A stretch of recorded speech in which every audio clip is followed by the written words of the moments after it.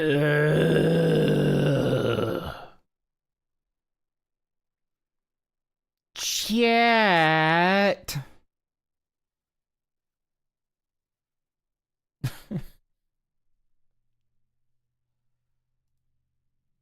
What's up, everybody? That was actually a great opportunity to do the General Knox thing. I should do that next time. I'll probably be extra fidgety today. What a fucking week. Already adjusting myself in my seat. This is going to go well. How y'all doing? Thanks for the glizzy sacrifice, Monkey Man. Oh my god. Waifu, just because I'm a male on stream does not mean you have to pity simp for me in my chat as my mod. I get the humor. I do.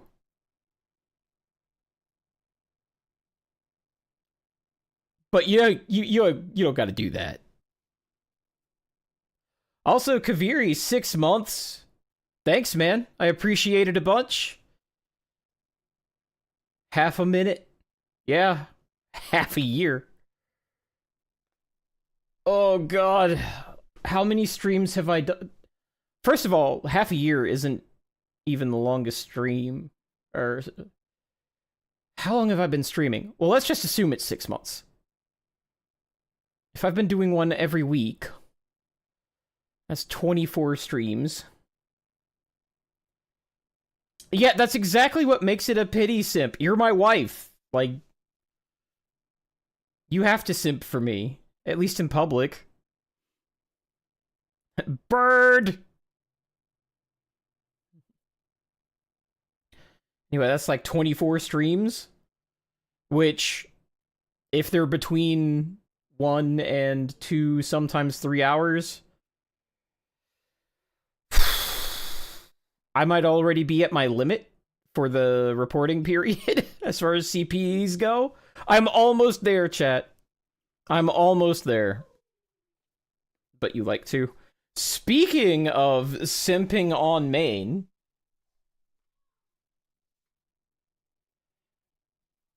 Hair stuck in my seat. Speaking of simping on main. Direct report is never, ever allowed to find this channel. God forbid my Twitter.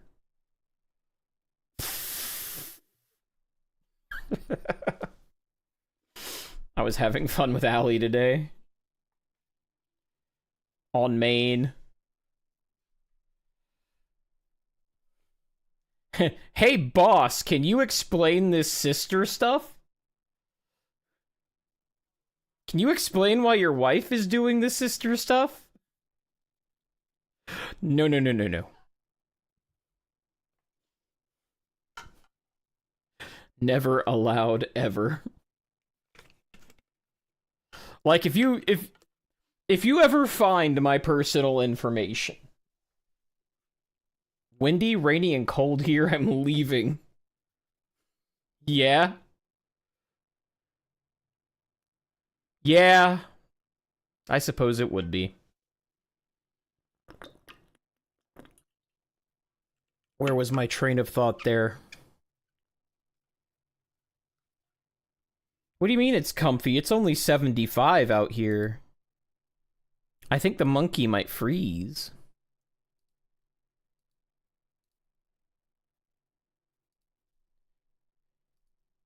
I think the monkey might freeze at 75 Fahrenheit. Yeah, it's comfy for me. I'm a seagull. Oh, no, no, no, no. 75 is what we set our AC to. During the daytime, sometimes 76. Yeah, see? I called it. I nailed it. Yeah, boom! Got it in one. The seagull knows.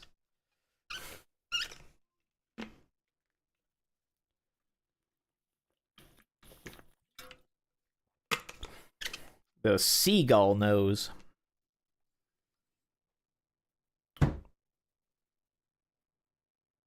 Yeah, you do have quilts. But yeah, we keep our house at 76, 75. Like by the time it hits July, the AC will be up to like 76. Because like we ramp it up as the year goes. And sometimes I'll put it down to 72 at night because like I have to sleep. And even for me, 74, 75 is a bit warm for sleeping. It depends on the night. It depends on how hot waifu's running. Like, sometimes I'm just throwing off heat. I can't do it. Sometimes it's fine, but yeah, 76 is generally where we keep it in the summer. It do keep the electric bill lower. Yeah. But like, that's not why we have it that high. We have it that high because it's comfortable. The waifu will be the first to tell you, like... I'm like, we can pay for the electricity. I'm going to be comfortable. I don't really... Like, I'll put it where it's comfortable and also saves electricity, but the moment it's not comfortable, it's coming on, or I'm adjusting it. So if I'm feeling... Like, if I'm having hot flashes that day, it goes down. It goes down. That's all there is to it. Badoop.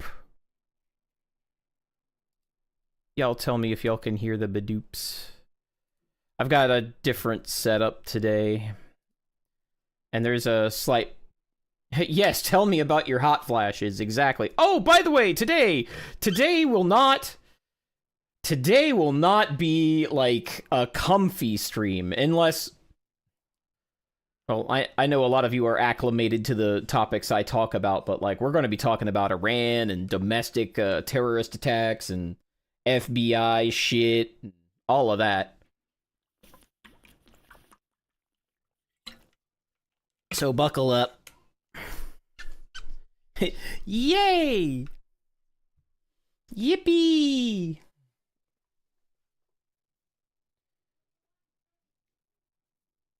Hey, oh, no ads so far? Ha ha ha ha!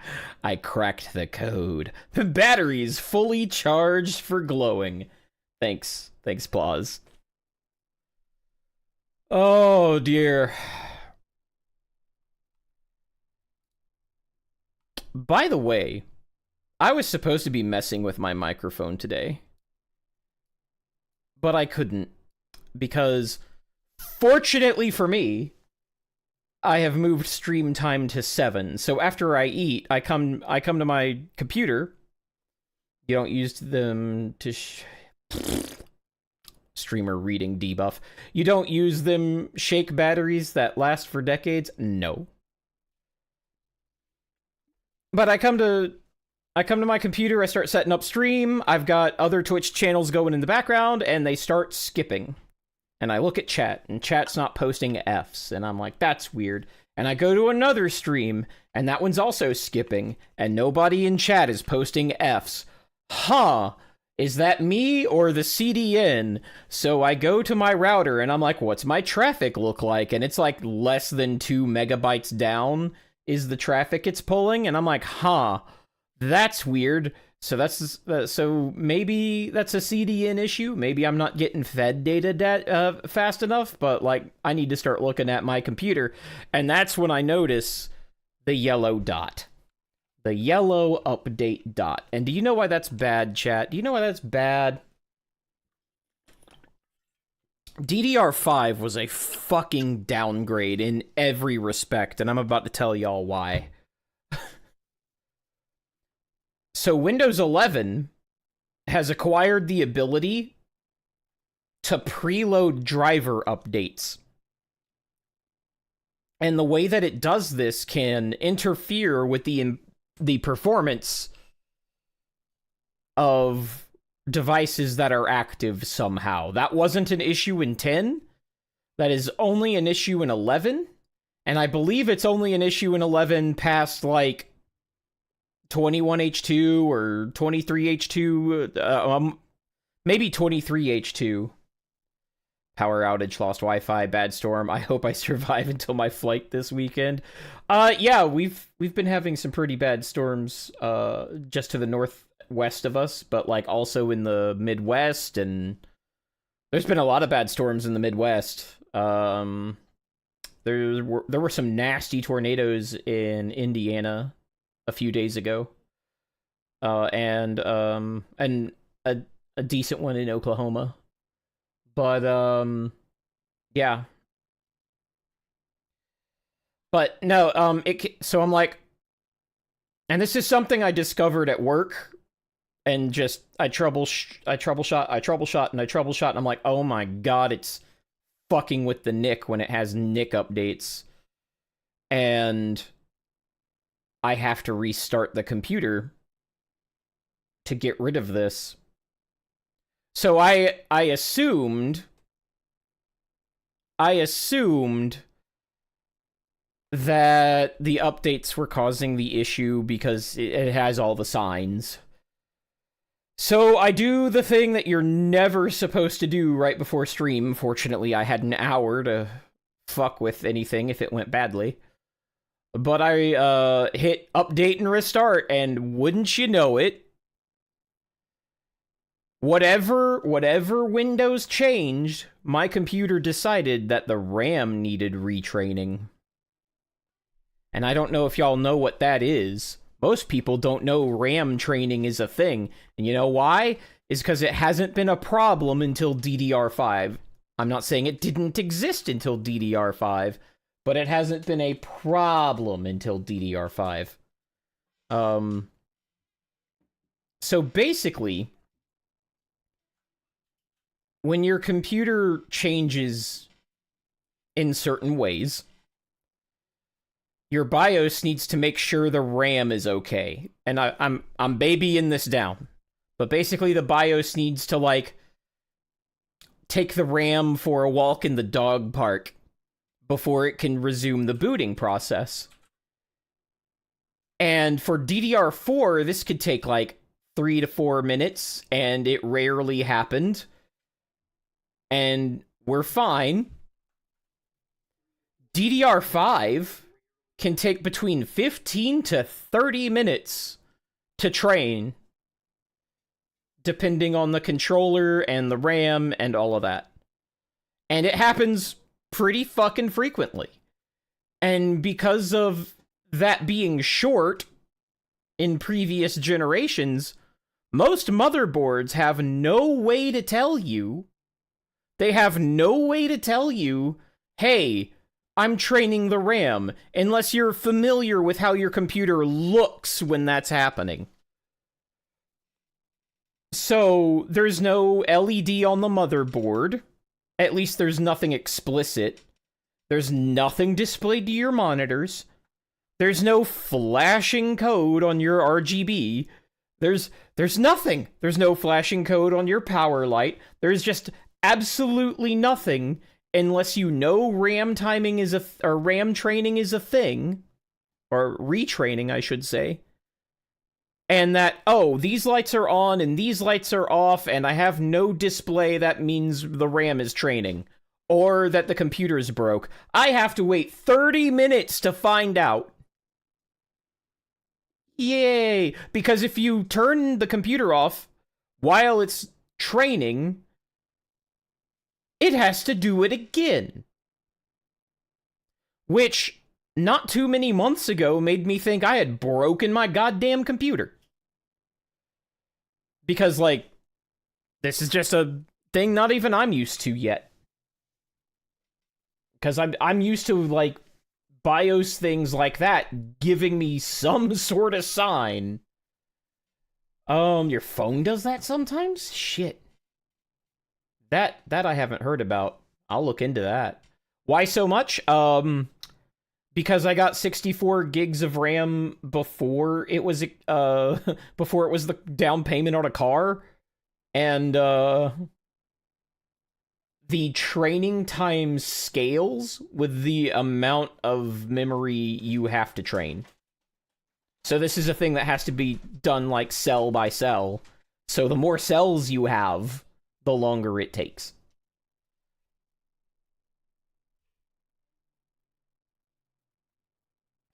Oh, that sounds awful, Plaus.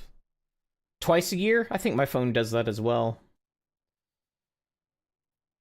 But yeah, this happens once every couple of months.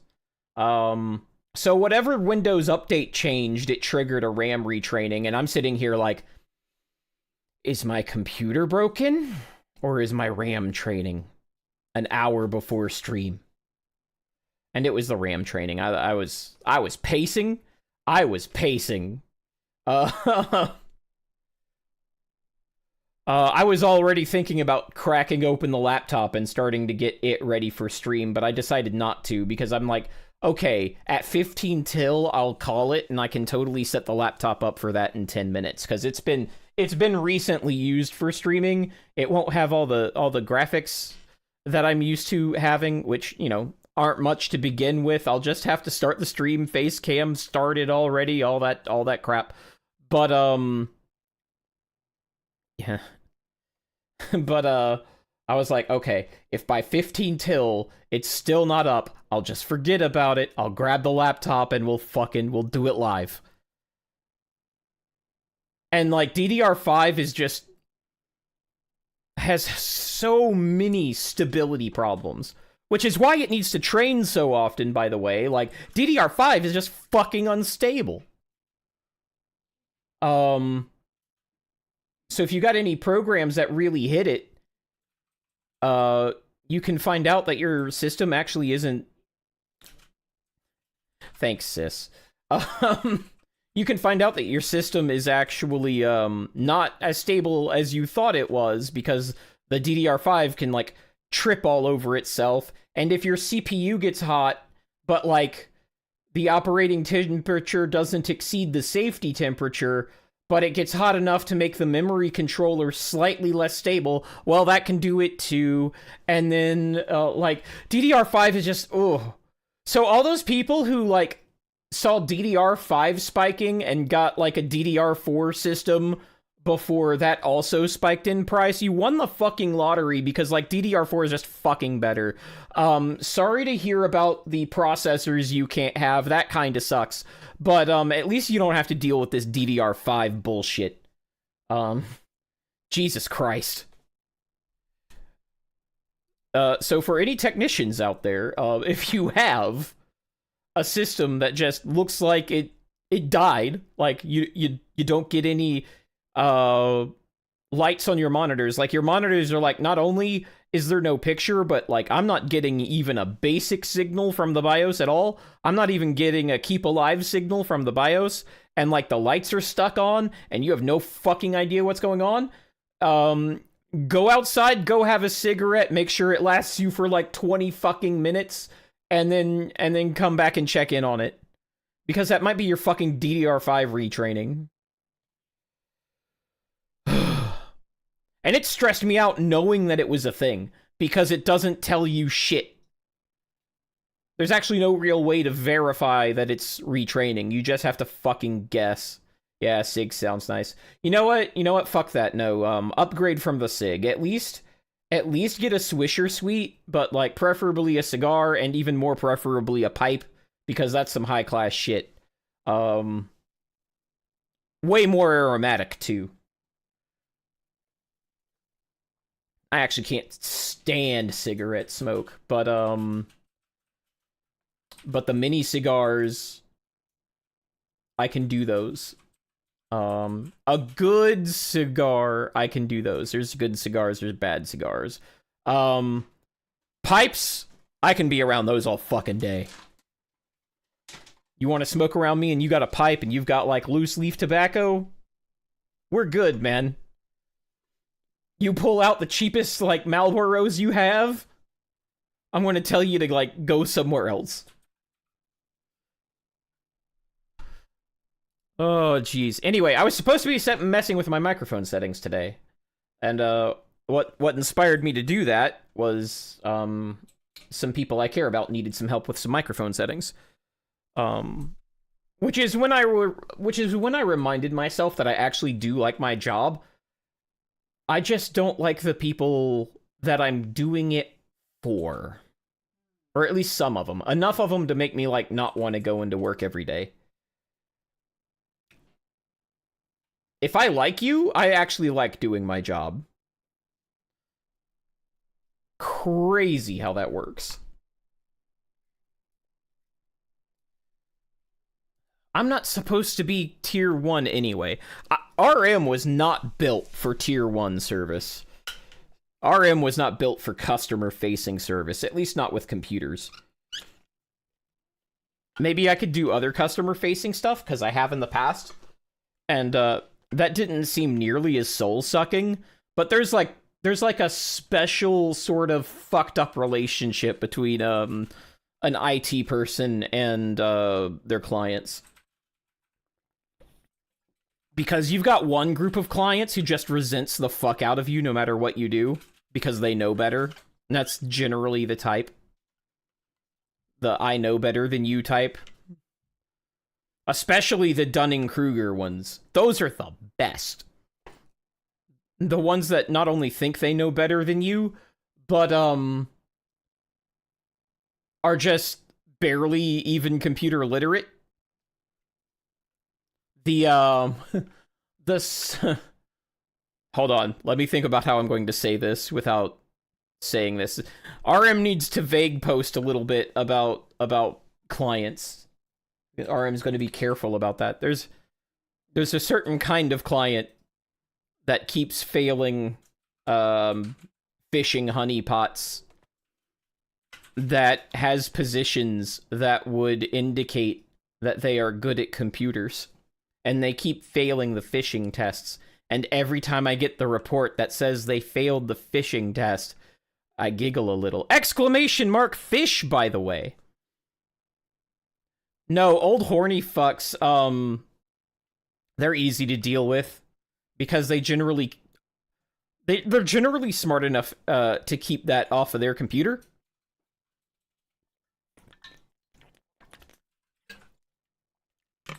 The ones that aren't tend to be... What the fuck is 0?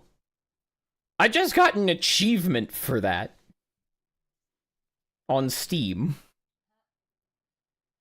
I'ma go for the Loach! The Loach better be in there. I'm gonna contact the devs if the Loach is not in there.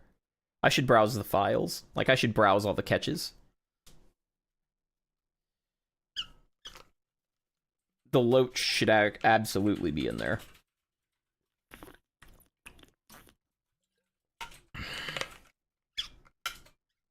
Oh, look, a thong. Anyway. There's just, like... There's, like, a chunk of customers, or like a third of them, that complain about the IT, but never put any tickets, never visit your office, never send you an email. Those are the best. You only hear from them. You only hear from them in, like, a secondhand source. I cannot promise you no storms, Saru. I can't. I can tell you statistically it's unlikely, as we are 13 inches down on our total rainfall for the past 12 months. Like, we're 13 inches in the hole.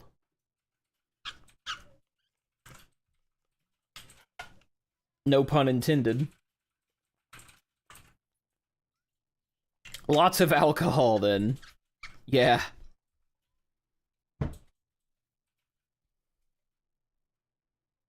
Yeah, we had some rain, but it was like less than an inch. Net, that still puts us even lower. That actually nets us lower, only getting an inch.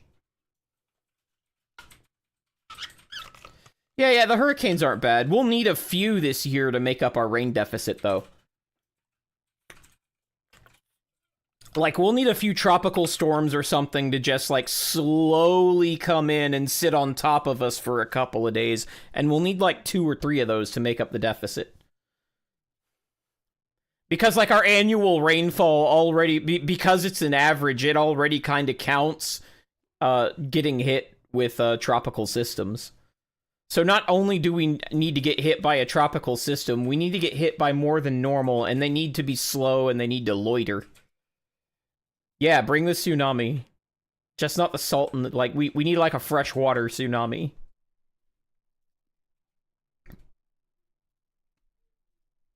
Do. Oh yeah, I should be doing provided he can get his grades up, I should be doing some fun Pokemon content with my son some point in the future. Probably closer to the summer. He's got to get his grades up though.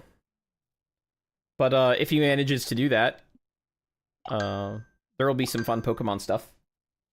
And I need to put this on D&D. I actually remembered that last stream, but not this one.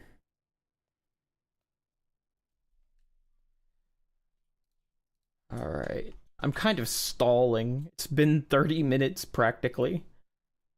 Let's see. But yeah, I like helping friends. Or at least people I care about. That's when I enjoy my job and the work doesn't feel like work. It's like when I'm helping you do something and you appreciate that I'm helping you do something and we're trying to accomplish a goal together. I like that. What I don't like is being in meetings for 4 hours straight. That was my morning. That's you with training? I don't know, maybe that's just being a normal fucking human being.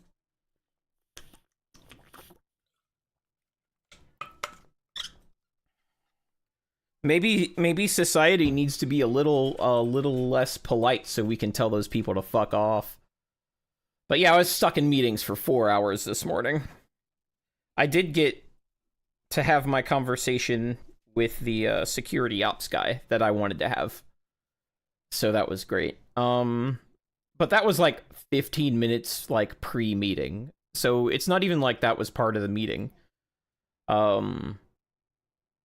The rest of the meeting, I'd say we spent a good hour beating one dead horse.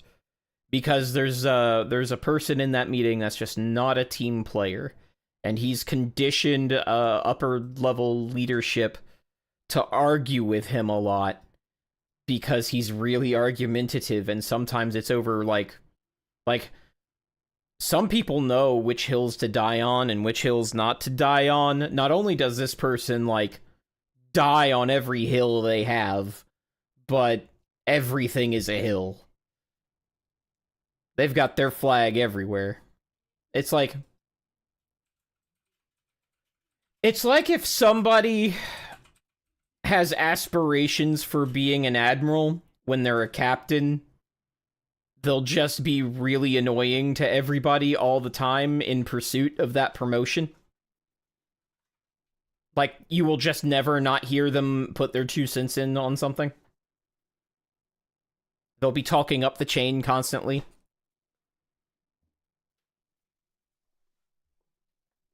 It's that kind of thing. It's that kind of thing where he's not wanting to assimilate. What he wants to do is tell upper level management how they have to run things. So we spent an hour wasting time on that guy squabbling. And as I've been forced to go to these meetings, like now that I'm in management, I've had to start like learning these people's tics. Like there's a person in there that I used to like, and I'm slowly starting to dislike them because like every time somebody has a problem, they laugh. And every time somebody needs catharsis, they start arguing. Like, they start playing devil's advocate on everybody's ideas that aren't theirs, and anytime somebody has a problem, they think it's funny. And, yeah, that gets old after a bit.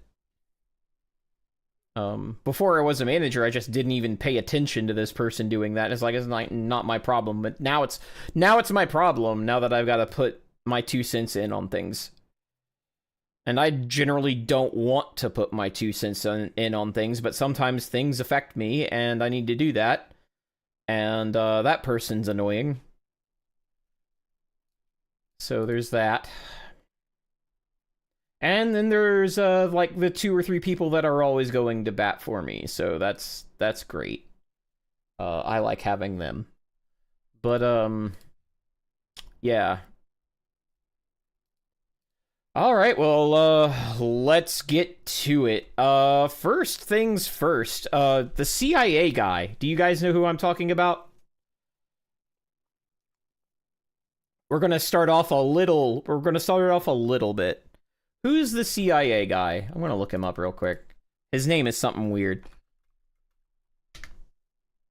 They could John Kirik. I don't know how to pronounce his last name. It looks vaguely Eastern to me.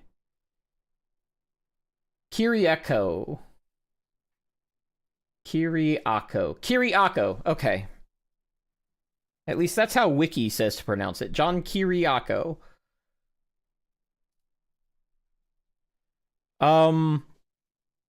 He's been in the news a lot. I don't know when he got popular, but it feels like he got popular around the start of Trump's second term. And I don't know how much I do or do not want to read into that, but it feels like he really popped off at the beginning of Trump's second term. Somewhere around that time frame.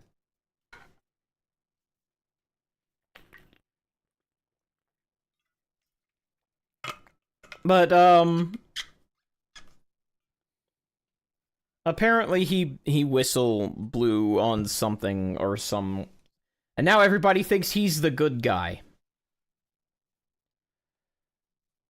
Chat. What do you do if somebody cheats on their husband with you, they don't tell you about it, and then you find out? What's the proper course of action there? And why? So, like, you're with this woman, everything's great, you learn that she's married. What's the appropriate course of action there?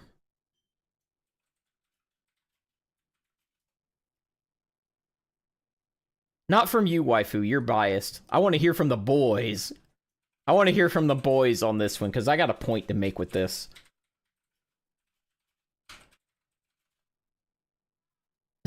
I know you're being polite. Drop her and tell the husband to probably drop her ass, break up. Why didn't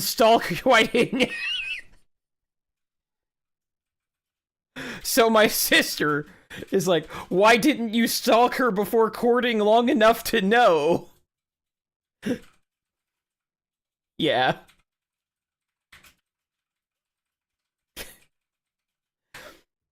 Remember when I said I might be suited to my position? Like, to my profession? I think it might run in the family a little bit. I think my family's just predisposed to being glowies. Call it a hunch. Sleep with the husband, too, so they are even. Yeah.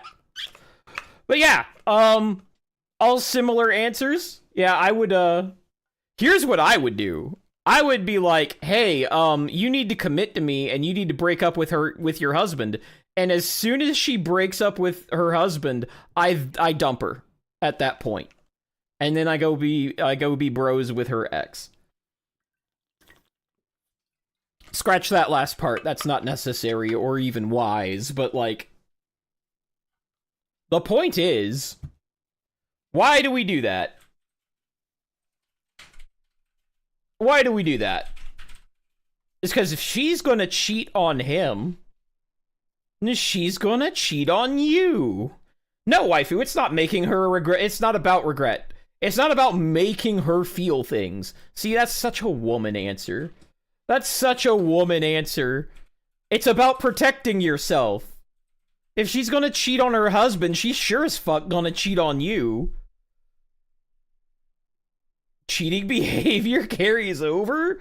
Weird.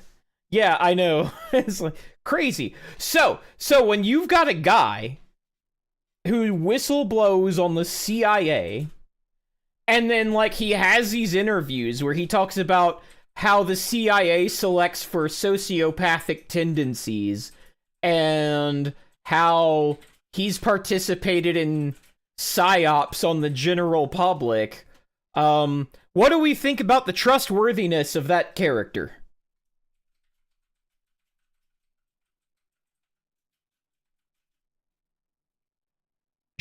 Surely now that he's out of the CIA, he's telling the truth, right? Oh, the question was relevant. I thought we were just having a girls' night of tea. Yeah, speaking of, when are you coming over for tea? We need to have tea. On camera, off camera, I don't care. It's been too long.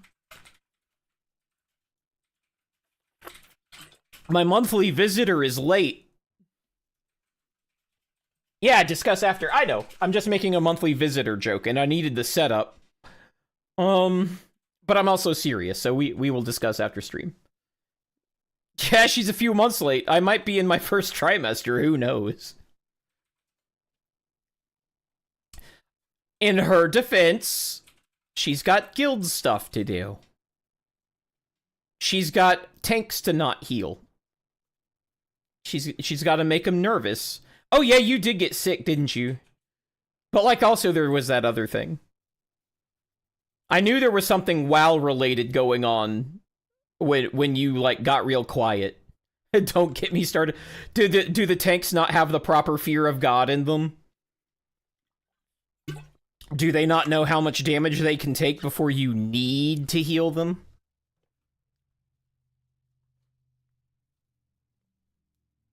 Anyway, so what do we think about ex-CIA agents who talk about how much they lie to people and how they pretend to be friends with people and how they're half sociopathic but not all the way sociopathic because you can't control a real sociopath?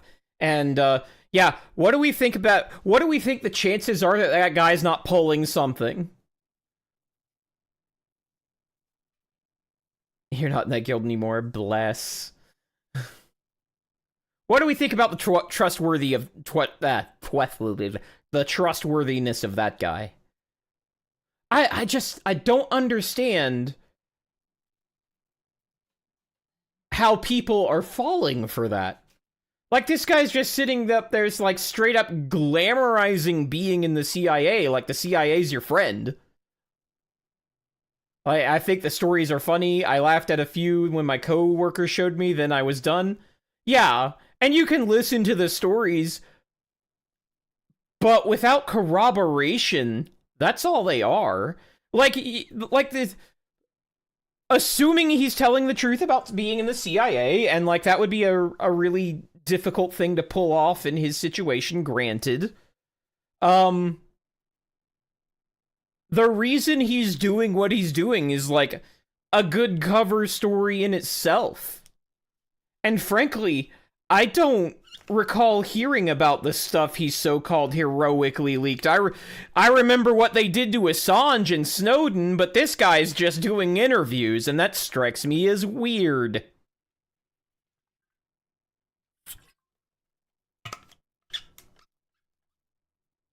Like, you've got Snowden and Assange. They're in a box.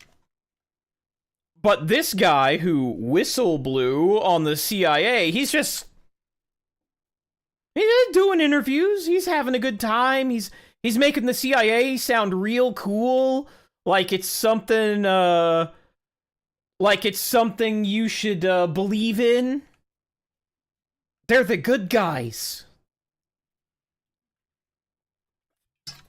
Yeah, okay. I'm pressing X. I'm pressing X.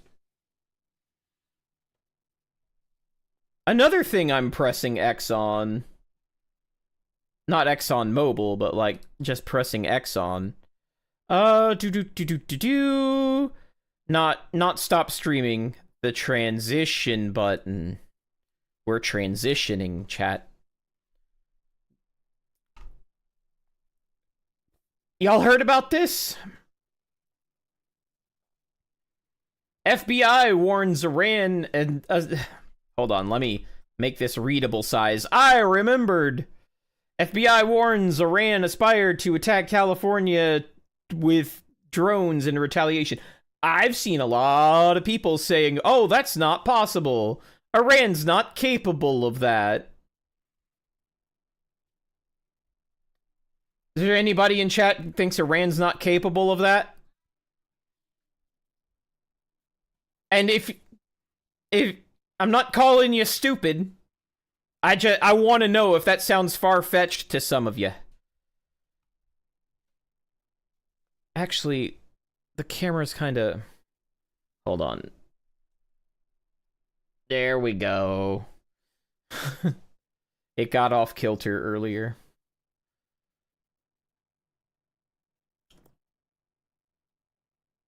But, like, I know I saw, no, they could probably just go through Russia. You're being psyoped. It's not your fault, but you're being psyoped. Where did the 9/11 attacks come from? Did they come from the country the attackers were from? Because that's what I hear the biggest objection. The planes, but where'd the planes take off from? They took off from inside the United States. And the biggest objection I've heard to Iran can't do that is like, oh, the range on those drones is like, they couldn't sail all the way. They couldn't sail all the way to near California and then launch drones and get away with it.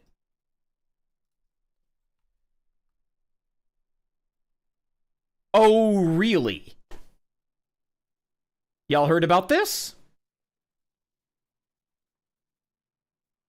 If you're not currently listening regularly to the, what's going on with shipping, I don't want to hear about shitty-ass security. Yeah, yours is worse. Yeah, take me back to pre-9/11 airports, please. If you're not currently listening to what's going on with shipping occasionally, what they've started doing, it's an old trick. It's an old trick. It's basically as old as naval warfare itself. But what you do is you disguise a merchant vessel, or you disguise a merchant vessel and you have lots of weapons on it. And right up to the point that somebody, yeah, oh my god, boat girls, right up until the point somebody gets close to the merchant ship, it looks like a merchant ship, and then the guns come out. This was done in the Age of Sail. It was done in World War I.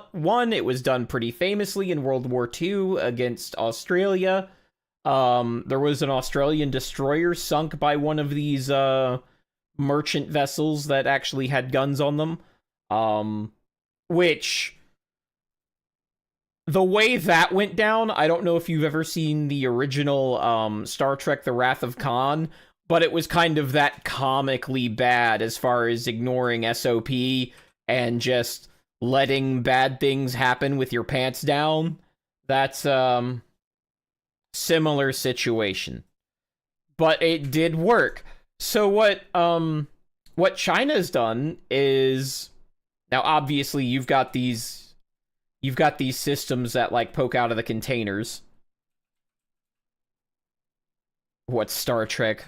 Very nice. Very, very zoomer pilled. I hear you. But what they're doing, let me see if I get a better picture. Do you think they could not launch drones from a container? They just put a few drone launching containers on a container ship? Maybe even from China?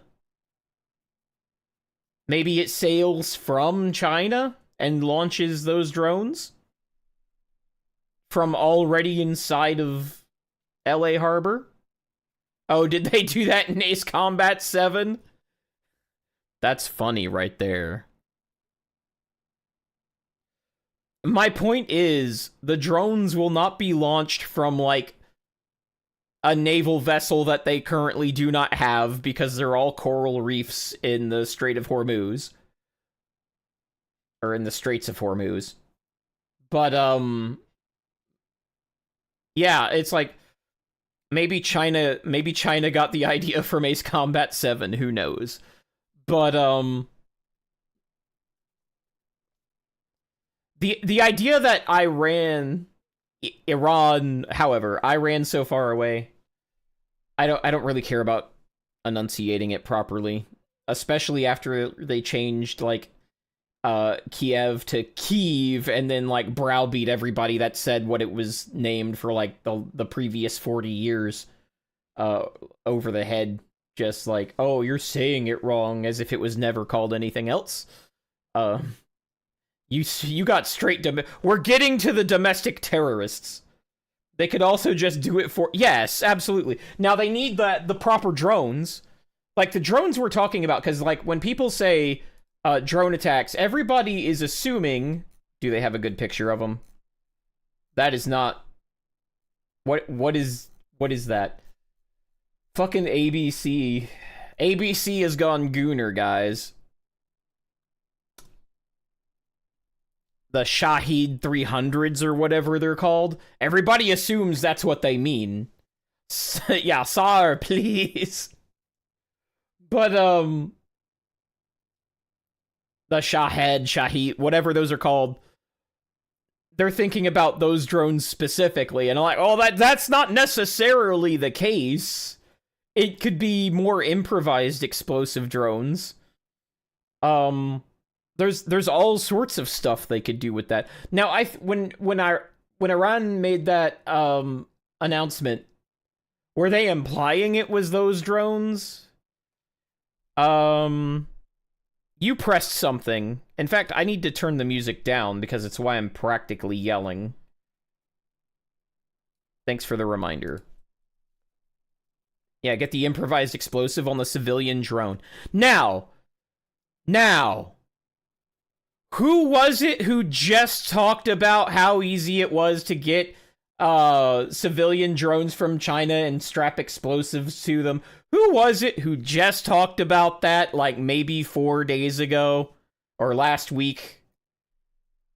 Who was it who talked about doing that?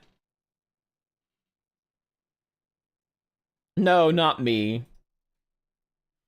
It was totally not terrorist sympathizer Hassan Piker. Who was it? Like, wow, what a coincidence that he's talking about that. Maybe someone should look into that. Maybe someone should look into the fact that he was talking about how to makeshift make an attack drone a few days before Iran threatened to do that to the West Coast where Hassan lives. Maybe the FBI should look into that. Just saying.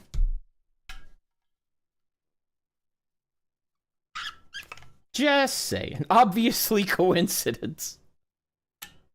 It's still crazy the FBI is just letting those guys sit there.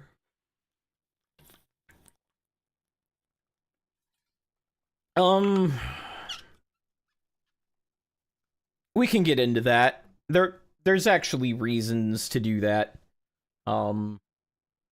Because, like, if you're dealing with the small guys, and you don't get the medium guys, the medium guys can always make more small guys. Like, I think if you've gotten to the point in the chain where you're at the medium guys, go ahead and get them. But if you're at the easy guys, the medium guy, and you don't know who the medium guys are, the medium guys can just get more easy guys. That's why they're easy guys. So sometimes it's good to sit on those until you can get to the medium guys. Sometimes that goes really badly if your surveillance is not as cracked as you think it is. But there are legitimate reasons to not, like, immediately pounce on that. But when no one had to give, like, the FBI did not have to give me a warning. As soon as the special military operation against Iran kicked off. I told my direct report, like, the FBI hadn't told me shit yet. I talked to my direct report, and I'm like, okay, so here's what's going on. Iran's historic tactic has been to have sleeper cells in areas, and getting struck this way, they're going to try and mobilize those. And they may not have to mobilize them. They may mobilize themselves, like, on their own, autonomously.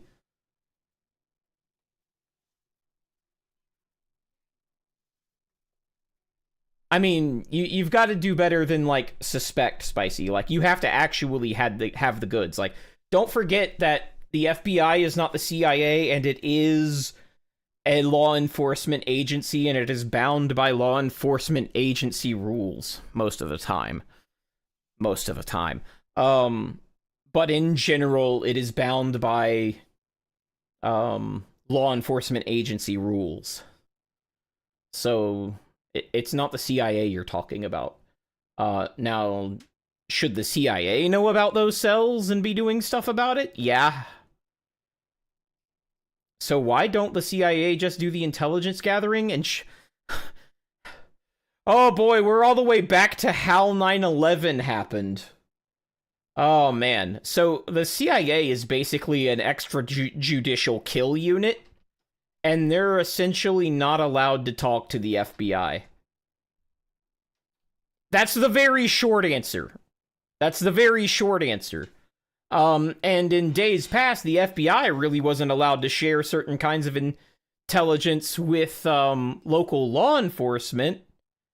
And that was one of the things that came out of the 9/11 report, actually. A wall was built between those agencies, and that wall was built by Bill Clinton.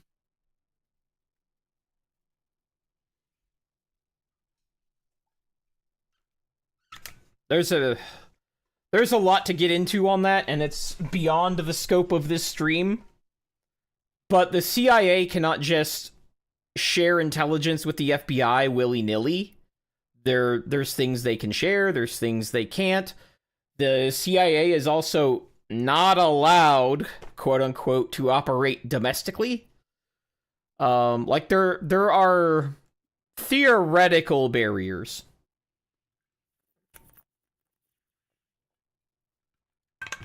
Okay, I've never been that deep into stuff from personal experience, so I'm just going to call those barriers theoretical. It's what the public is told the barriers are, and sometimes it certainly seems to me like those barriers are in place, at least partially, based on what is and isn't allowed to happen. Also, you've got to kind of divorce yourself from this idea of, like, a hyper-competent government. Ooh. I need to stop yelling. I've guzzled all of this, and my throat's kind of scratchy because I've been talking over the music for most of stream. I know, Spicy, you're right. You're not wrong. But those walls do exist enough to cause issues. And to prevent issues. But they're in enough to cause issues. Yeah, the FBI are the government, absolutely. They absolutely are. They absolutely are. Like, they're as much as the government as the military is. And they have the same problems. Or different problems. Same problems, different font. To quote Grimmy, or to rephrase something Grimmy said. Same problems, different font. But you're going to drop the... One thing I do have a little bit of insight into is just how many reports just the FBI gets. And 80% of them are just fucking garbage, or you can't act on them. That I do have a little insight into.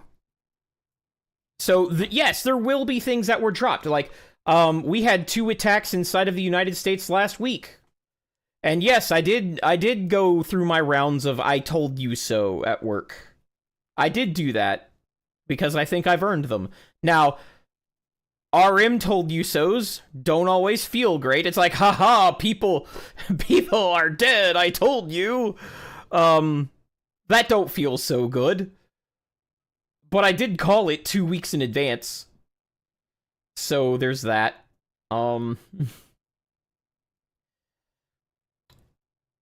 But they get, no, my taxpayers. They get, and I imagine the CIA deals with the same thing. I can't imagine it's any better. It's probably worse, actually. But law enforcement is given so much information that is just junk that you can't do anything with. You're going to let something genuine slip through the cracks. It's just going to happen. There's things that are more egregious than others. Like the guy who attacked the synagogue was apparently, and I'm going to say apparently, because the facts in attacks like this always change over time. So let's get that out there. Let's get that very straight. Ooh, Noodle's also streaking in chat. Nice. I almost let that slip. Like it was 50 minutes ago. I guess that is a slip, but I did notice it during the stream, so hey, I'm doing better. What was I saying? Streaking in chat. I don't want to see Noodle's noodle. See this, pants grab. But, there's so much that they get. Oh, yeah, the guy who did the synagogue. He was a Lebanese immigrant that got fast-tracked to citizenship during the Obama administration. He came in 2011, and he was a citizen by 2017. Which is very, very fast. Like, the current green card queue is 7 years. Like, that's just for a green card. This guy came from Lebanon and was a citizen inside of 6 years. So, that's fun. And the reason for his attack, purportedly, allegedly, was that, his family was just hit by a bomb in Lebanon and killed. Which I remember in Trump's first term, people made a big deal about him having a list of countries that we would just not allow immigrants to come to, like, be here from, legally or otherwise, and everybody threw a giant shit fit about it, despite the fact that other presidents have done that in the past. And, yeah, that's why. Like, that's one of many reasons. But yeah, if you're on the other side of a conflict of a country, and you let people from that country come over, and your bombs kill their family that's still in that country, what do you think is gonna happen? How do you even stay that long in the US without a green card in the first place? Title drop! Title drop! If only you knew how bad things really are. So the second guy, the guy that attacked the ROTC in... Actually, I forget where, and I don't want to get the name wrong. But the second attacker was previously convicted of directly supporting ISIS, like, in a meaningful way, like, monetarily or through his actions. Like, I'm not talking about, like, free speech stuff. I'm talking about, like, he did something directly to help ISIS and likes ISIS, and he was convicted of that, and somehow he's still here. The prosecutors wanted 20 years. He was sentenced to like 11 years plus 7 surveillance. He got out in 7 years on good behavior. And that's the guy who did the second attack.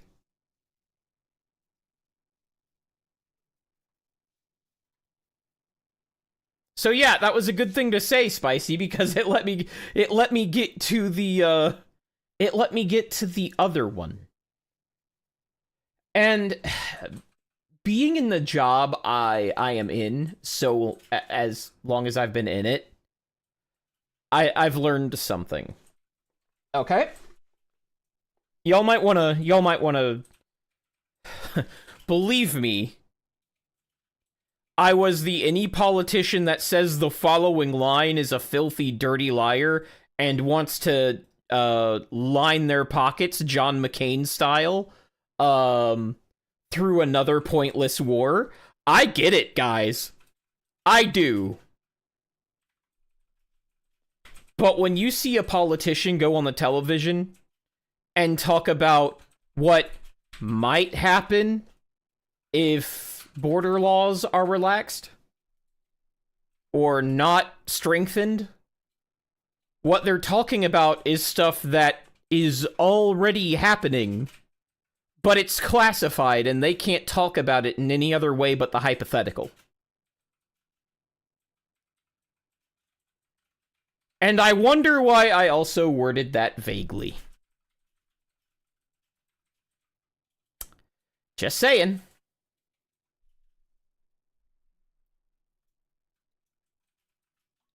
But yeah, one of the weird things I've learned doing this job is that those guys are not fear-mongering 90% as much as I thought they were.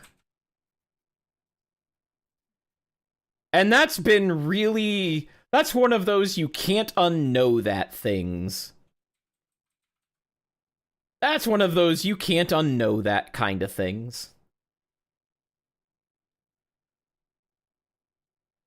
And one thing I learned before the security arc, when I was in politics, was actually probably more frightening than that. Which is that despite how much you think a politician is a dirty, sleazy, self-interest liar, they are.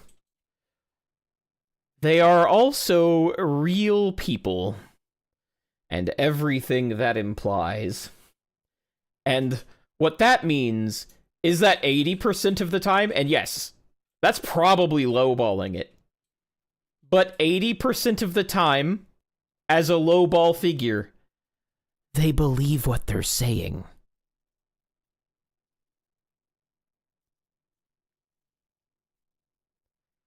That was a black pill. That one's not even red. That's a black pill.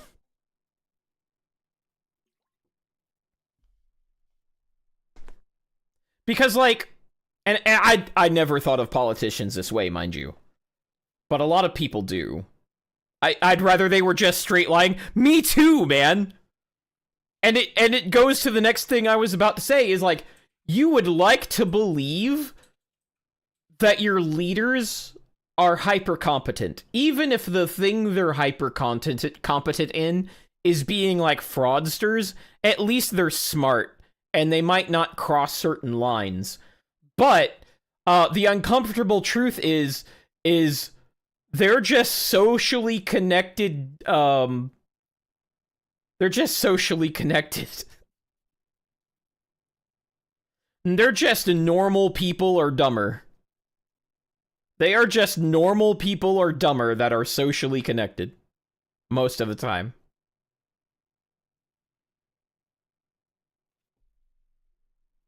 And everything that implies.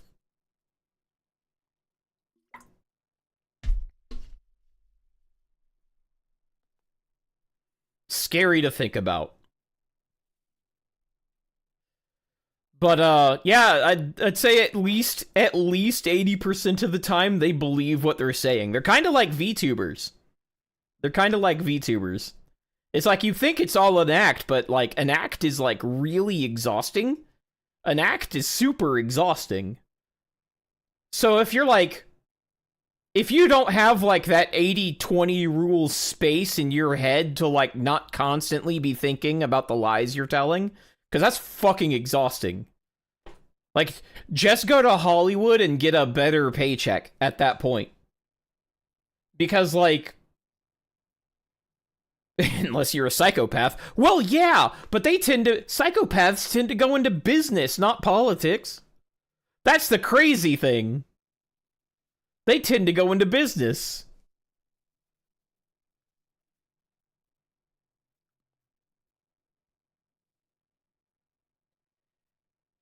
That's just how it is. But yeah, they're socially connected enough like that if they were acting, they could easily just get into acting. So the other truth about politicians is that they want the power that they have. And also they're not our best and brightest. And also they believe what they're saying. All three of those at the same time. Exactly. Like the chat delay is we're saying the same thing at the same time, but there's a little bit of... So yeah, those three things. I guess you add socially connected as the fourth. But they want the power that they got. They're socially connected. They're not our best and brightest.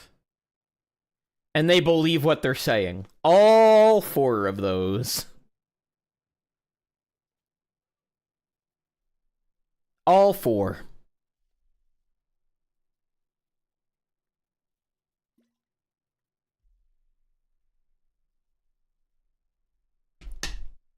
But yeah, I was getting training this week about... And, you know, I knew some of this, but, like, some of the training actually helped. Which is more than I can say about a lot of the training I've been through. One of the problems you have when you refuse to get certified and the things that you already know because you have a work history and that you can show through references and past projects that you know what you're talking about without silly little pieces of paper. I hate... Oh, I'm reading this from my sister first, and I don't care if I forget what I was saying. I hate when I realized how dumb everyone actually is. It's like when I remembered how as a kid I assumed adults knew what they were talking about. Yep. But fortunately, being smart is not everything. There's a lot of dumb people that can make good decisions if they were brought up with a good framework of decision making to work with. And goddamn, one of the best takeaways I ever got from high school, one of the things that has made me as successful as I am. Like, I could be more successful, but, you know, I've got a lot of things a lot of people want, monetarily and otherwise. And especially the non-monetary ones. Is that by the time I was in the 11th grade, I noticed that almost all of the dumb kids were ahead of me in every single success metric that you could conceive of. They had more friends, they were sexually more experienced, in many cases they had better grades, they had more money. Not just from their parents, but from, that they also earned. And I'm like, well, it's clearly not IQ that determines your overall success in life. I'm going to start watching what these so-called dumb kids are doing and, see what makes that tick. And it was the best lesson I ever learned from high school. Ah, Flesh! Hi! Hi, ZV! I'm warning you now, this is not the comfiest stream. This is not the comfiest stream. my job has directly hit into current politics, and I'm not being too political, but I've got to talk about the consequences of it. Oh, it is comfy? Well, whatever. Maybe I'm just handling the subject very well in that case. Maybe I'm just doing the subject. I can see, but you look beautiful. Thanks. Thanks, Evie. I appreciate it. Yes. Do you want to see... I don't think you've ever seen the Puppicorn. Have you ever seen the Puppicorn? Oh. There. I've been squishing it all. Yeah. I call my dingling the subject. My slimy love. Oh! Oh, I want to show you something. It's something waifu got a few weeks ago. Oh. It has hair on it. Well, yeah, like... It's silicone. It will actively filter the air. It will collect dust and hair actively, so long as it's not in a hermetically sealed environment. But let me cover my face so it actually focuses on this. She got a little hair clip. It's a Haku. It's a very cute hair clip. And let me know if you missed that. I'll put it up again. But, it's super cute. I bought it. One of the many things I bought for her on Valentine's Day. And it's, yeah, oh my god, Rayquaza! Yeah, it's like a reverse shiny Rayquaza.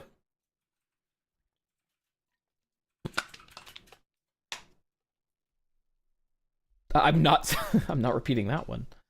Yeah, it's Haku. But no, it's reverse shiny Rayquaza is what it is now. Obviously. The Kohaku River. Yeah. So, as I was saying, one of the biggest black pills I've ever had was figuring out that politicians actually believe what they say about 80% of the time on the low end. B, virtually none of them are smarter than your average person. C, they're socially connected. And D, they like having the power that they have. And all four of those things are true at once about... Well, I'm just going to say all of them. Because we have a problem in politics, which is the guy that you elect is the guy or the girl that you elect. When you're on the prevailing side, you get invested in. So everybody goes like, not my guy, not my gal, they're one of the good ones. Which is also how I talk about moderators, because like you have that same thing. You picked them, so obviously it says something about you if you were bamboozled. So you've got to divorce yourself from that mindset, because that's a matter of pride. And the fact of the matter is, it's actually really easy to trick people. And it is not a sign of intelligence that you can successfully trick people. We're social creatures. There's an amount of automatic trust that we have to have with one another. And it does require people to admit they're wrong, but pride gets in the way. Because it's not just that they were wrong. It's that they were not able to correctly judge somebody's character, and that's a special kind of wrong.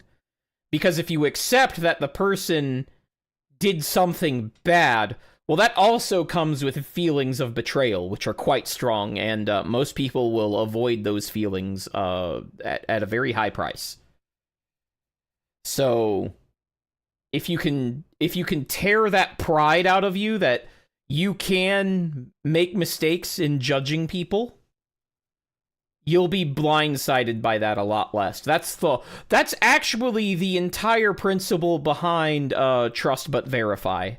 And I've seen people who just don't get what trust but verify means be like, well, if you have to verify them, that's not very trusting, is it? It's like, you don't understand.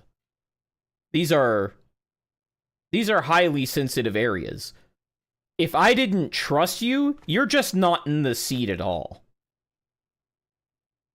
You're just not in the seat at all if I don't trust you, first of all.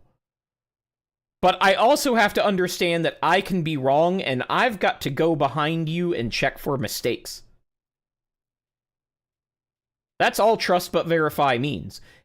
Like, you don't even have to be malicious to make mistakes.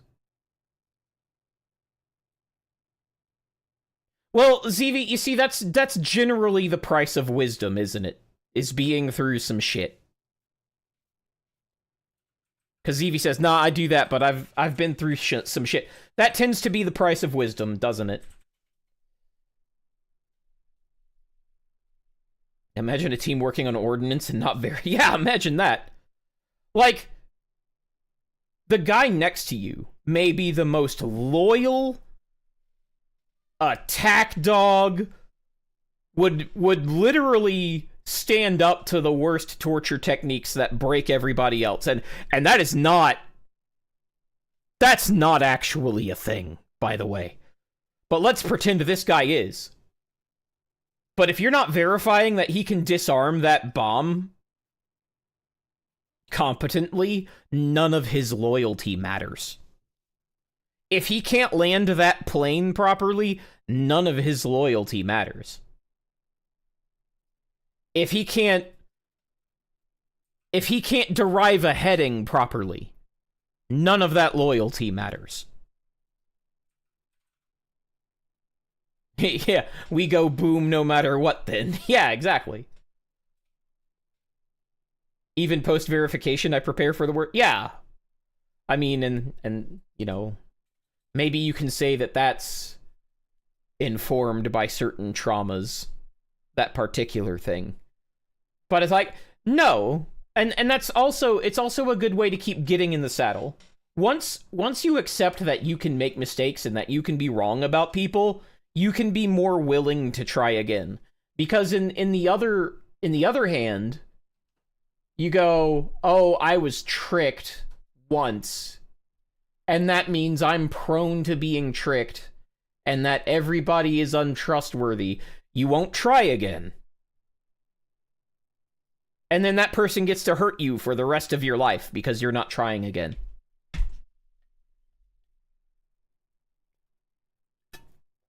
Like I said, watch the dumb people in high school. The ones that are just successful despite being stupid. Air quotes, for those of you who didn't see. They can teach you lessons, smarty pants. Try again out of spite. Heard it here first. But no, actually, unironically. If that's what's got to be your motivator, do it then. At work, my boss thinks I'm done, but that might be a whole different dynamic, CV. I'd rather do literally anything else other than observe people. Fair. It's helped me out, though. I'm not going to say it hasn't helped me out. It's helped me out a lot.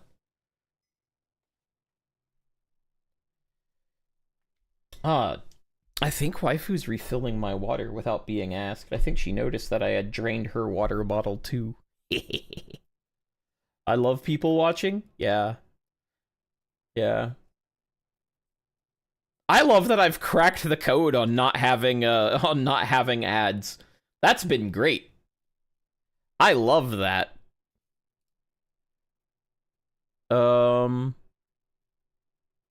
Yeah. There we go. I was messing with some stuff in the background. Don't worry. But yeah, just put a couple of tags up and you're done. Oh. I put that I had it was two things, because I've had adult content tag before and got ads. But what I did was I combined the adult content and the politics ads. And once it was both of them, because I did get ads when I did when I had the It's hot. sensitive content before. Now I can't say for sure that will work with you, but the reason I tried it is because it worked for somebody else, and then it subsequently worked for me. Yeah, waifu's here. She's in the room. She's co-piloting. That is hot, by the way. She warned me, so I was prepared. Me when I read chat. Yeah. Oh, you had an ad earlier? Like, well, they're much less, is what I'm saying. Waifu co-pilot. It's like when people assume a streamer is good at the game because they stream. Dude, I have seen some excellent streamers that are still pulling 2View. And I mean, like, I don't mean like they're excellent and they have like beginner models and stuff, like it's obvious that they've just started or that they're still growing. I mean, like, their streams are run well and they have all of the visual upgrades and their content is interesting and, like, they obviously have some money to back this up as well, and like they've paid for the good shit, but also they're just also a good streamer and they run an entertaining show and they're still in 2View. Me, I'm superior. I knew you were going to say that. I knew you were going to say that. But yeah, yeah, you're great. You're great, ZV. Your streams are very entertaining. In fact, let me do something real quick.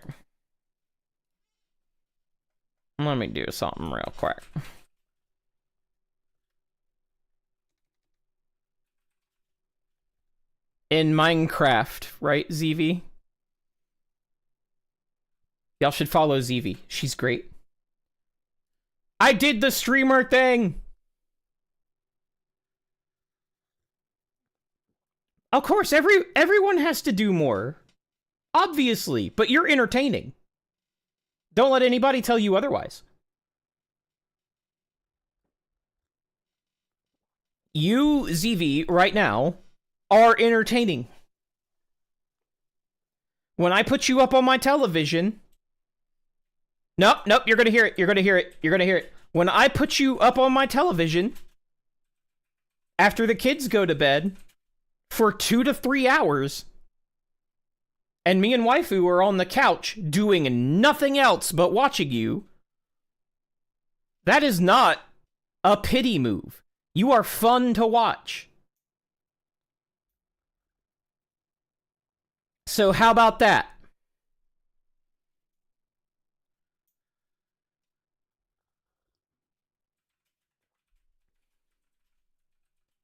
Haha. Got her. Meant every word, though.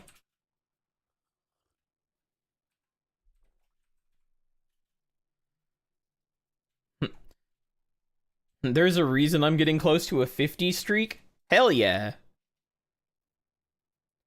I mean, yeah, we gotta, like, police what we let the kids watch. Sometimes, you know, things get a little saucy.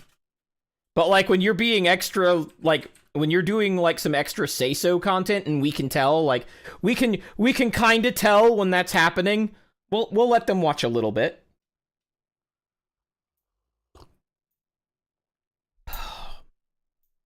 Here's the real problem, ZV. You want to know the real problem? You want to know the real problem? Is my oldest will be of age in 4 years. Actually, a little under 4 years, like less than 3.5 at this point.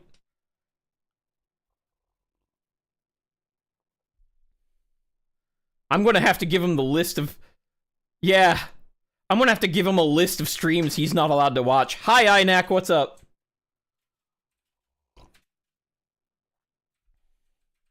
Like, I've got all the gray here. I would hope I'd have kids by this point. Yeah, that's right, Noodle. You're closer to my kid in age than you are to me. That is 100% correct. And that is, like, true of most of the people I run into on Discord.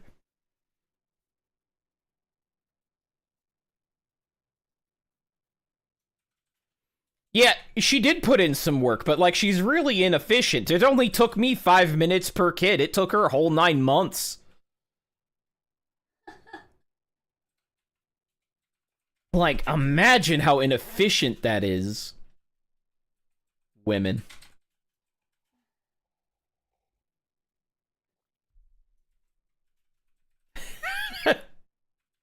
How could you on our month?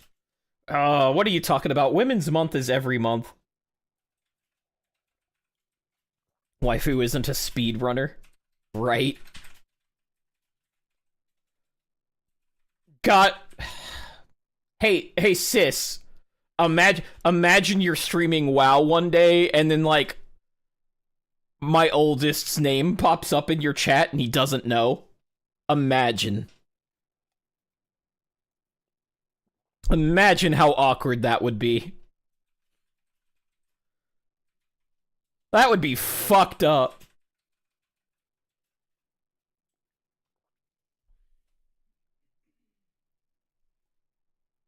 Yeah, you can't imagine that.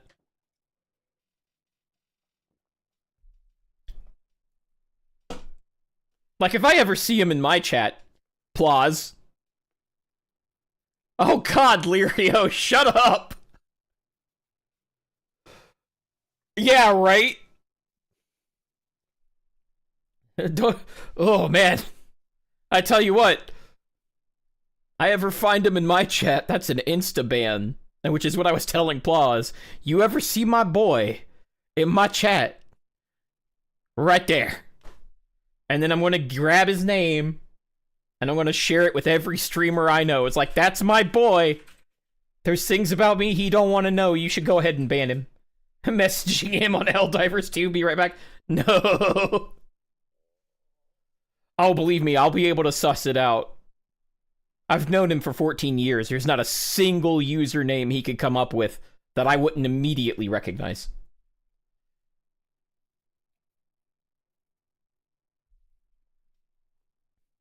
So don't have enough Zoomer in real... I'll ban him preemptively. Yeah, absolutely. We can cross that bridge when he's that old. Like, imagine we're still streaming in 3.5 years. That would be wild on its own, but, like, when we get to that bridge, we'll cross it. VIP him? Introduce him to Krelly? Oh, well, I mean, it would keep him away from me. I don't watch Krelly, so, you know, maybe.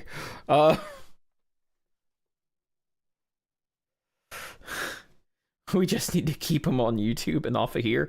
All of the worst ones are on YouTube. Mima's on YouTube. Krelly's on YouTube. Who else? Bringing all the Twitch channel ads for him on a note. Yeah, but Meemaw gets sus too. Like, Meemaw gets real sus. Yeah, almost all of FaZe. Like, he already knows who the Yabbit is. Like, he has no desire to watch her. So that's good. Like, he's just not interested. But, like, ooh. Ooh. I reminded him that Ship Girls was a game the other day, and he's like, oh yeah, I forgot. Yeah, Krelly is borderline explicit. Yeah, I know that's why you mentioned it. Also, yeah, Z, like, because I'm a fleshy, I don't really mind talking about other VTubers in my chat, so y'all just bring it up. I don't care. Really, other streamers in general. Like, I don't know, like, the Fleshyverse is just different. I've noticed that the Fleshyverse is just kind of different. Like, you're allowed to talk about other streamers in the Fleshyverse, unless you're really, really insecure. We have a song here. Were we just talking about how the FBI needs to investigate him for talking about those drone strikes that suddenly Iran is, like, threatening us with? Yeah, we love a Hassan here.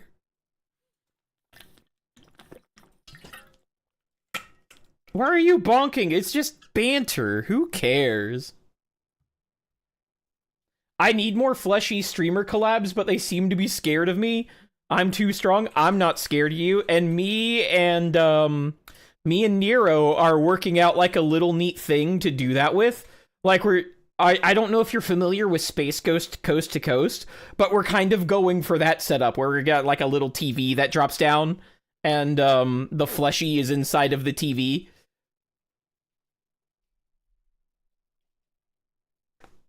Yeah. Yeah, it's going to be a vibe. Yeah. So, when he interviews me, that's what we're going to be going for. I don't know that we'll get it exactly right on the first try, but that's, yeah, and it screams to my childhood. Absolutely. It would be great. But we'll nail it eventually, and I'm sure he'd love for you to also use that tech. In many ways, I've been blessed with the ultimate power. Yeah. So, oh yeah, I was talking to my direct supervisor today. Because of the thing in Iran, he was talking about like some cultural differences because there's some Iranians that he's friends with like right now, in the States, and they have like different reactions because he's a big bearded man just like me, except like his beard goes much farther down, and he's always, for a while, the Iranian guy was like really standoffish with him, and eventually it came up and is like, well, you know, back home we learned to run away from people that look like you. And he goes, what do you mean that look like me? And he's like, with the long beard, that's not where I thought that conversation was going when he said look like you, but it turned out to be like the hairy beard that's really long. And he's like, okay, well, over here there's a difference between wolves and sheepdogs, and over here the people with the long beard are the people you run towards, not away from. It was like, it feels like when it turns white you will look like Santa. I'm already planning for that because on the male side of my family, when our hair goes white, it goes white. Like, it just... Give it 10 years, we'll see how I look. But yeah, I totally plan to be Santa Claus. That is going to happen. Provided I live that long, that will be a thing. And I won't need no fucking wig. It's gonna be a beard down to here. All of this will be just stark white. Provided it's going as it's been going through my family. And if not, it will be gray enough that I can just dye it the rest of the way white. Like, I can just get it there.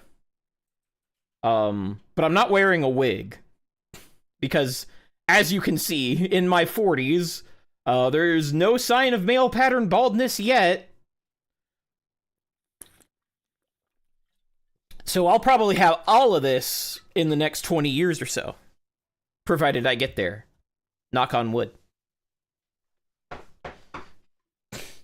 But yeah, so that's going to be fun when it happens. I am totally doing that.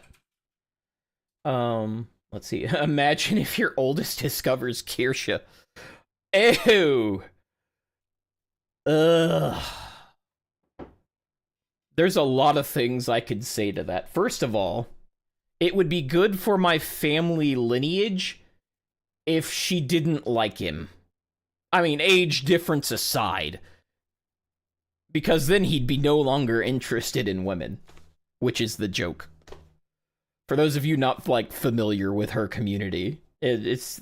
The joke is, like, everyone she's interested in turns gay, so... For many, many reasons, including a massive age gap, let's hope that nothing happens there, you know?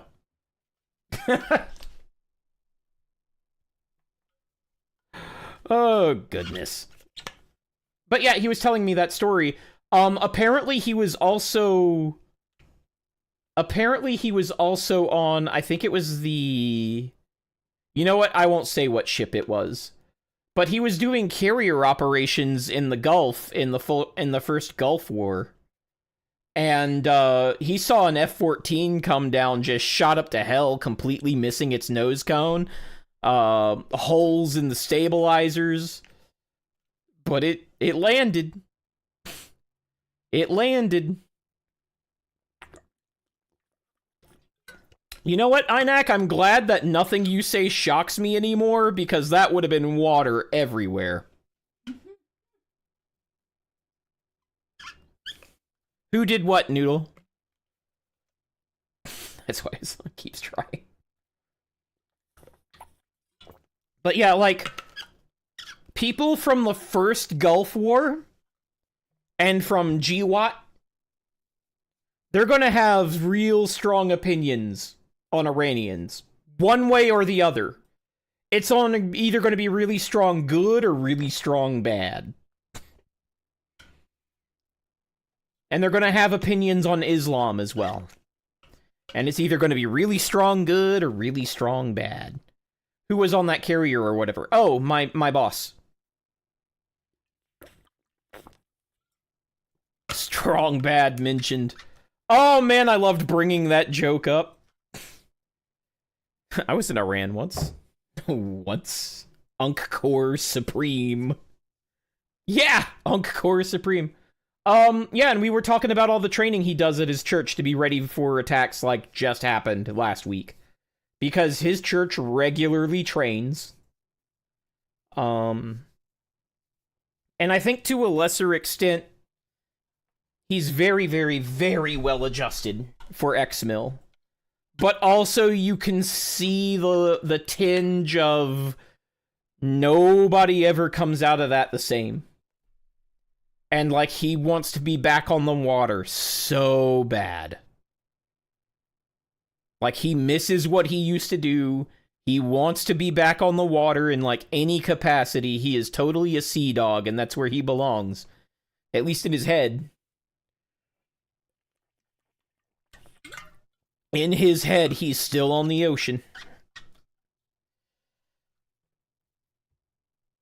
And you know what? I hope he gets there one day. Like, I hope he finally retires and he can go back onto the water, because that's where he wants to be.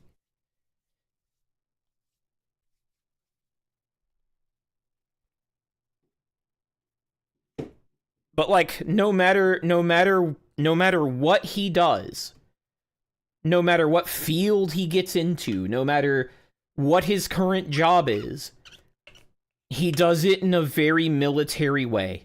And I can tell the people under him probably liked him, like just based on his managerial style. He got out, I believe E8.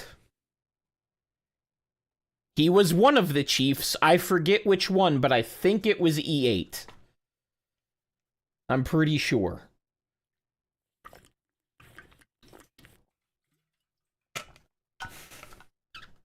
So, like, half the people at work just call him Chief.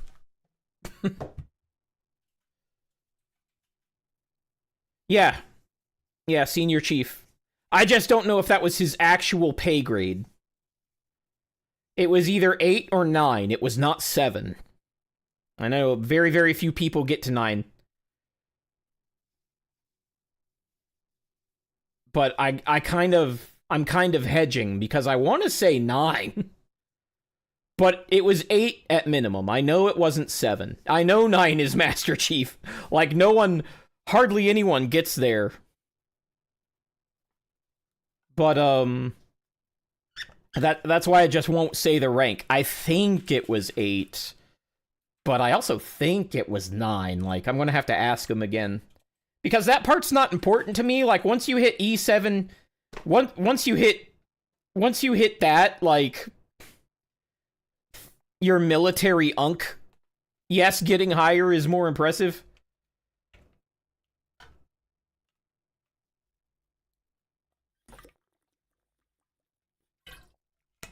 So I was like, oh, you got that far. Okay, you're probably pretty grounded. You're probably pretty grounded. But yeah,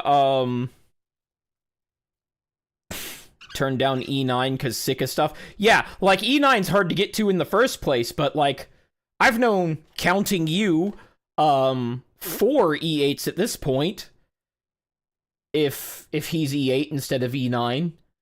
But if he's E8, that's 4. And yeah, turning E9 down is also a very common thing. From the sounds of it anyway. Maybe I just know all the people who gave up. Or didn't want it, I should say. Not gave up, but didn't want it. The point is, if you're under him in the management tree, holy shit. As long as you're accountable to him, as long as you don't lie to him, which I don't have a problem with, as long as he hears your bad news from you before anybody else, which is also how I run my marriage, so, like, that already came natural. But, like, you're good with him. But, buddy, if anybody out of his org chart talks shit, oh my god, it is fucking on. Yeah. Actually, I'm not gonna say that detail. That's a little too much. That's a little too much detail. They wanted me more. They wanted me for 3 more years if I took E9. That's usually it. Yeah. Oh god, 26 years. Jesus. But yeah, at least E8 on a carrier. In the Persian Gulf.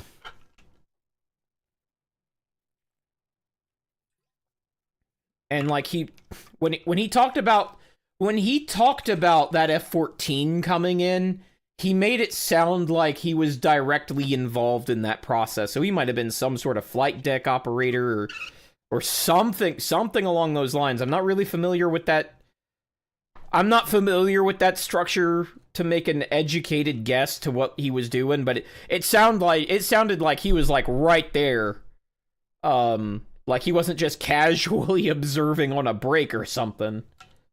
That's the vibe I got.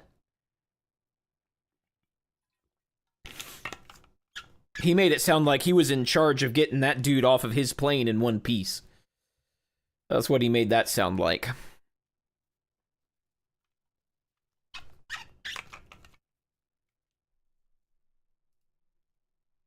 Oh, man. Well, I guess I was wrong. The stream has been a little cozy today. Maybe that's because the week has been, if I remember correctly, no one takes break on an active flight. Well, yeah, that's what I mean. It's like, yeah, that's what I mean.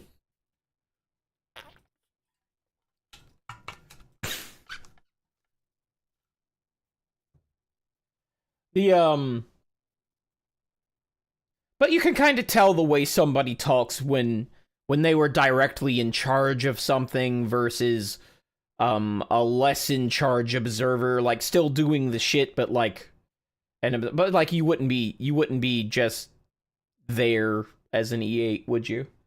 Like, but he made it sound like that plane getting in was directly his responsibility. How does ranks works for pilots? Well, they're officers. There are no enlisted pilots. At least, not that I know about. I could be wrong, but they tend to be officers.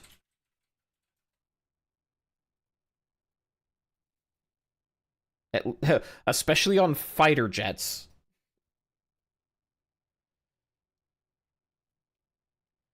But, one thing I can tell you is that the O2 or the O3 is not going to sit there and give an E8 or E9 shit without a good reason.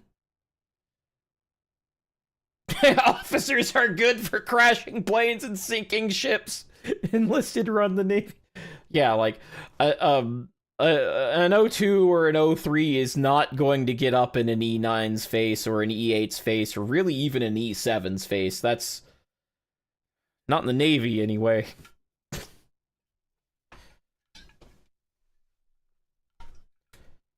Depending. I knew somebody that got to E7 and then commissioned to E3 or O3. Sorry, O3. I don't know why they would do that, but they did.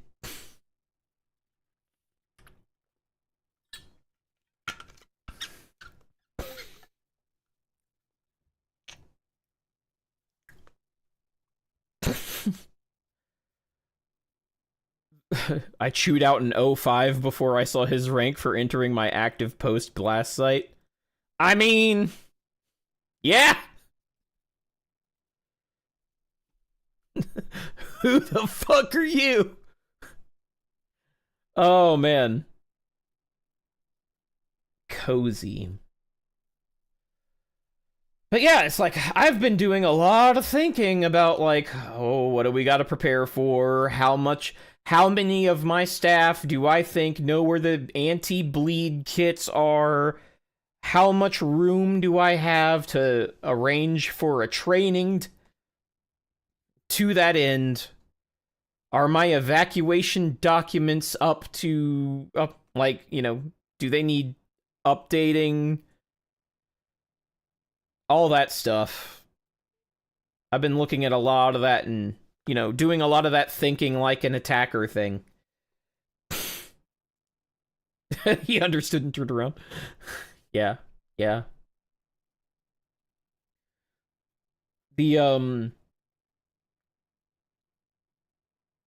But, like,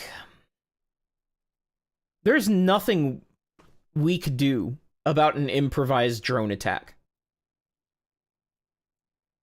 In fact,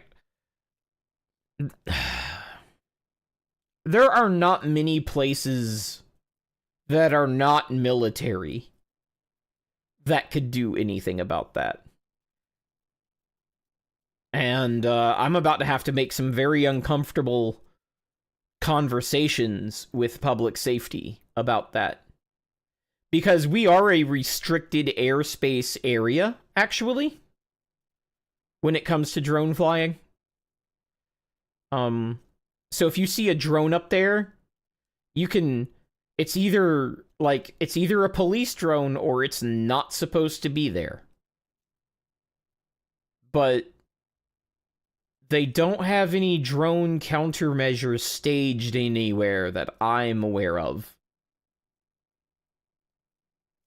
Nor is there really any sort of detection mechanism that I'm aware of. Which, again, we have a camera system that may be able to do that. We just have to turn them that way. Do they have any drone verification? You see, that's in its that's kind of in its infancy. That's kind of in its infancy everywhere. So I'm gonna have to be the guy that brings that up. Disguised poo. Well, when everybody gets their drones from DJI, you don't really have to disguise them, do you? That's the point I was making about the bomb trucks, is that we have trucks all over campus that are easy to procure.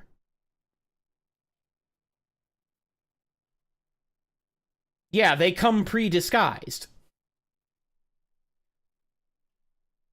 So we gotta be able to do something about that.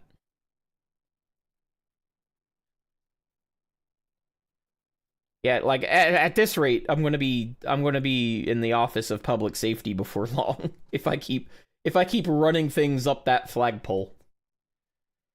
They'll be like, okay, come work for us. I'm not sure they can afford me though. That's the issue. I'm not sure they can afford me. Like, they're not the biggest budgeted department.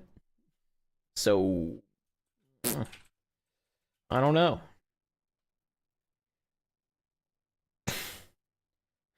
I mean, it's a drone. You don't sew anything on. It's just a drone. Like, by the time that drone is 30 feet in the air, or 10 meters. Like at those distances, those are roughly equivalent.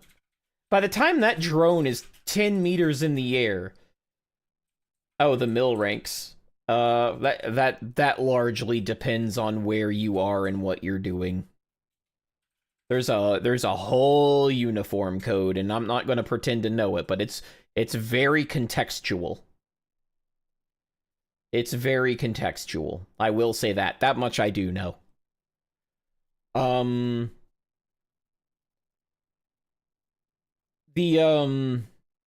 thing about the drones is by the time they're 10 meters in the air, the ability for anybody to resolve the details on the drone is basically nothing.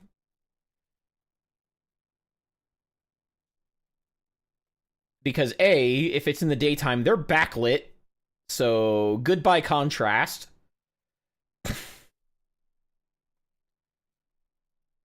Hey, Game Days, what's going on? Long time no see. We're talking about heavy shit. Or potentially heavy shit. It depends on who you are. But hey, welcome in, man. Nothing much. Otherwise, everybody's had pros to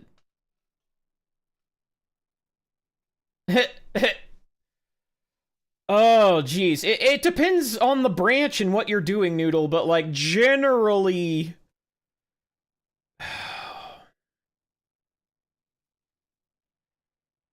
Generally, things that surround aircraft are commissioned. And if they are enlisted, they're not low on the totem pole enlisted. Generally. At least not for the fixed wing stuff. We're talking about war shit, but like, Spicy's kind of derailed us with like questions about how our military works. Which I'm actually not an expert in. I just know stuff here and there from people who got out. But, there's a lot of military culture that's one of the things about military culture is that they bring it into civilian life and then get mad when people like mirror it. And then after that's gone around for a long enough, it becomes acceptable. And then the next generation takes their traditions and culture and they bring that into the civilian world and then you get mad when you mirror it. Yeah, the Hilo pilot that died in DC with the officer that basically shouldn't have been qualified but was. Her qualification flight actually should have been ended earlier based on the NTSB report. But that's neither here nor there. Her instructor was a warrant officer.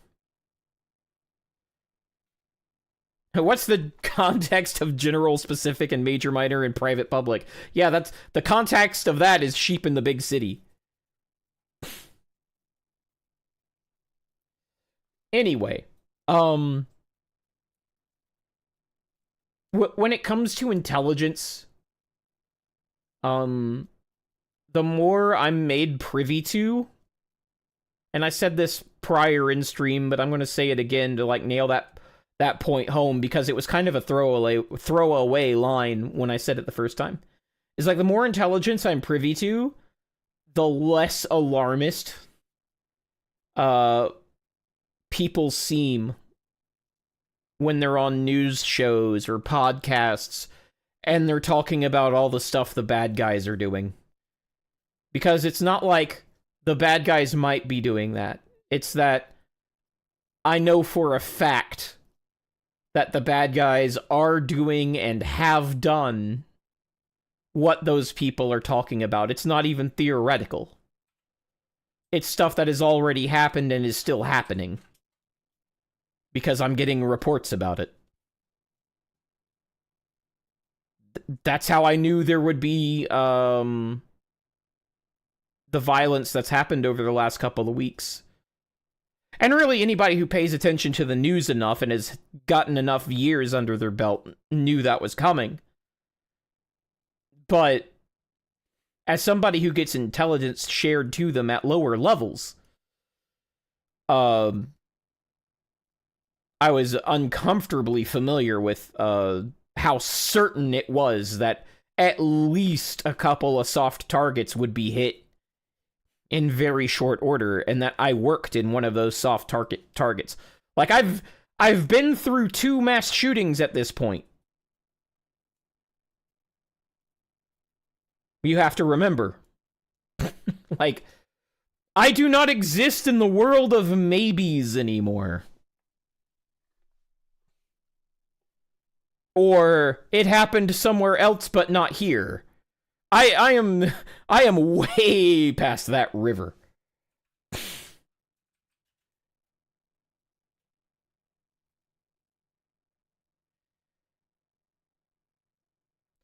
Logistics is about 90% of the job, Noodle. Most of what our military does could not be done without an incredible logistics chain. I mean, war has always been about logistics, but modern war is just like, that can decide it for you. It often does decide it for you.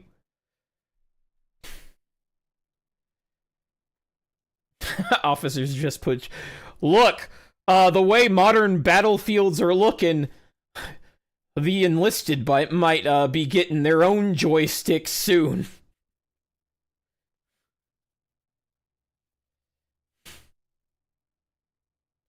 You'll all be joystick pushers.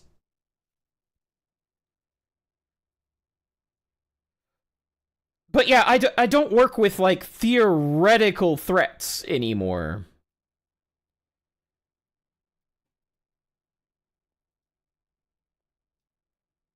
Yeah, well, the combat structure in your head's like video game and maybe small country stuff. I do love playing with my joystick. Oh god, did you see the French turned around? Do I have any Frenchies in chat? The French were like, yeah, we're sending a carrier group to go help. And then they got there and they're just like, yeah, we're bored. We're going back.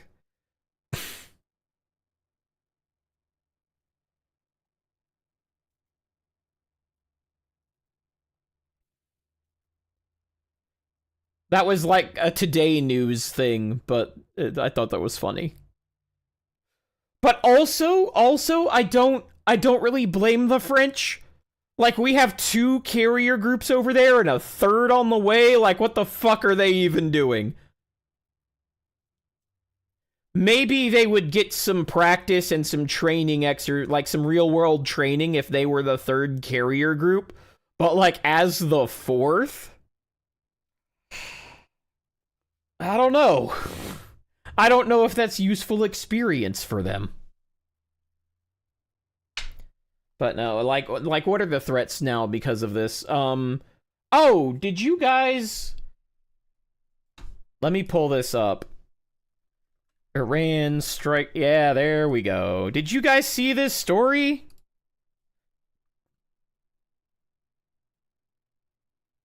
The 4 goons a team. I mean, isn't 4 or 5 goons technically a squad? Very little's done at the squad level these days, though, is it? That's a Rika question, really. That's a Rika question. Anyway. Who even knows what Intune is? Can I get some hands up in the chat? Because I need to know how much to explain here. Yeah, there we go, Days. Wait, that's crazy, though. Yeah. I do not. No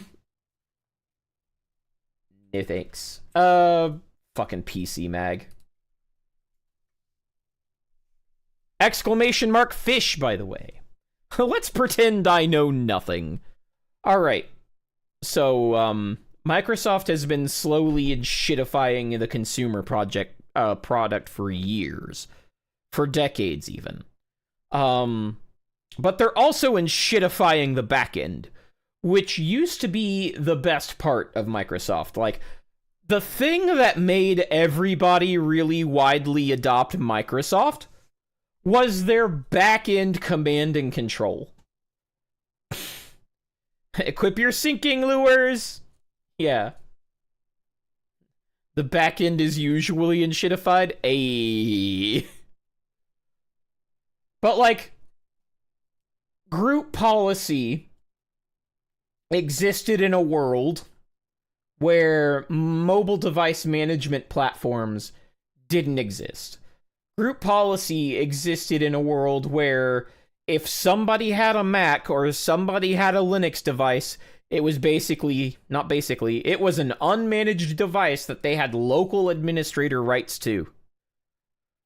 And that's the world in which GPO existed. That's the world in which Active Directory took over. Like, that's the world where I can set a setting on a server, and then every device in my organization has that setting. And at the time, that was unusual. At the time, that was a thing really only Microsoft could do. That's why we were on Internet Explorer for so long, actually. Even when we knew it was a terrible browser. It was the only browser that could be reliably centrally managed. And that's why you're using, like, Google Chrome in 2008, but when you go to the office, everything's IE. Everything's IE in 2008, even though it's an insecure fuck-ass browser, it's because it can be centrally managed. And the other browsers couldn't. Now since then, Google Chrome, Firefox, they've developed ADMX files that allow you to manage them through group policy. There was a brief stint where even Apple recognized the need to have this, and they had what was called the Xserve. Yeah, there was a Microsoft Net operating system, and I think I also forget the name. Like, I remember when Windows for Workgroups came out, and I know Saru remembers that. Anyway, Apple had this thing called the Xserve. They had, like, actual servers. Like, Apple servers. And you could kind of do the same thing from the Xserve. And you could have kind of like group policies from the Xserve. And the fucked up thing was they worked better. They absolutely worked better. Their MDM works different now. But like at the time, we're talking about why Microsoft got the market penetration that it did. DuckDuckGhoul. I don't even have fucking Halloween turned on. How the fuck did you do that? How hacks. But at the time, like, Microsoft was it for centrally managed IT. Like, there was literally no other operating system you could go with. Not realistically. Well, .NET's a framework. So, like, you have ASP, and then you have, like, ASP.NET, and then you have, like, C#, and then you also have, like, C#.NET. And WMI objects, and that's a complicated topic, actually. But,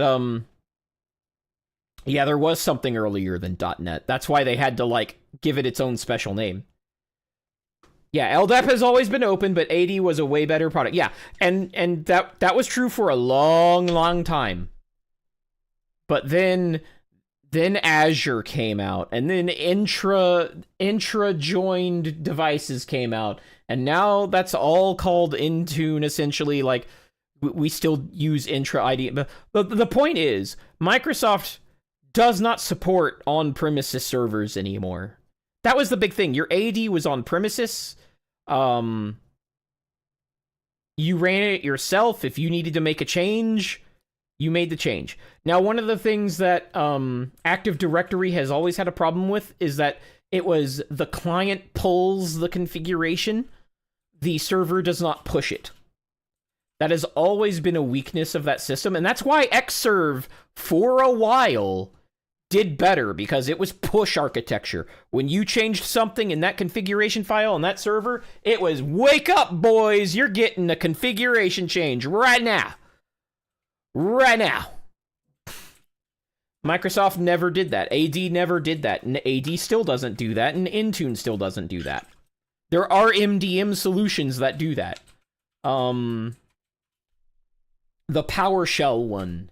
What's it called? PS something. PS Tool. Not PS Tools. Oh god, I'm blanking. Like everybody loves using this now. What was it? PDQ. PDQ deploy and PDQ inventory, but particularly PDQ deploy. Yep, Windows NT. There you go. Windows New Technology. That's what the NT stands for, by the way.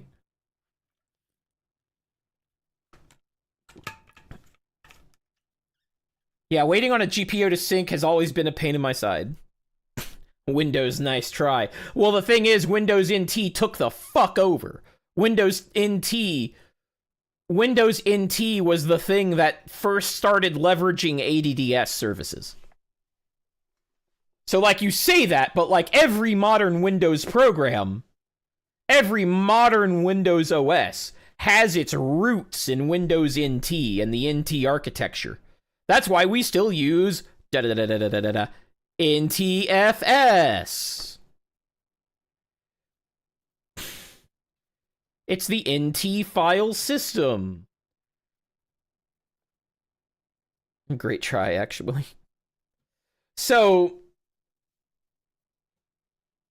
yeah, Daze probably has some personal skin in this. So for a while, you had everything on-prem, configured the way you wanted it. You ran your storage on-prem, configured the way you wanted it. NFS is not the same as NTFS. I'll be honest. I don't know what NFS is. I only know about NTFS. I do. This is all sounding quite personal. The point is, NFS I've heard of, but like,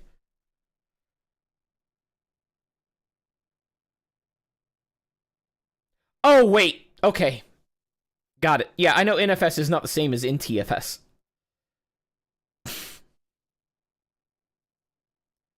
Yeah, no, I'm talking strictly about NTFS. God, dude, why is Windows still on SMB?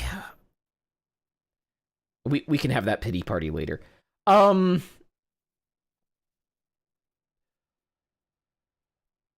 point is they don't have on-premises servers anymore.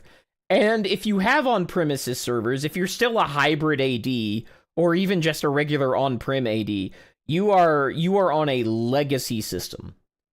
Which in the past, being on a legacy system actually wasn't that big of a deal. You just be like, okay, we're just going to be on Windows, pick one. We're going to be on Windows 10 for basically forever, and we just won't upgrade our forest anymore. Everything works. Everything does what we want it to do. We're just going to sit right here. Because that's how this used to work. That's why XP lasted basically 2 whole decades.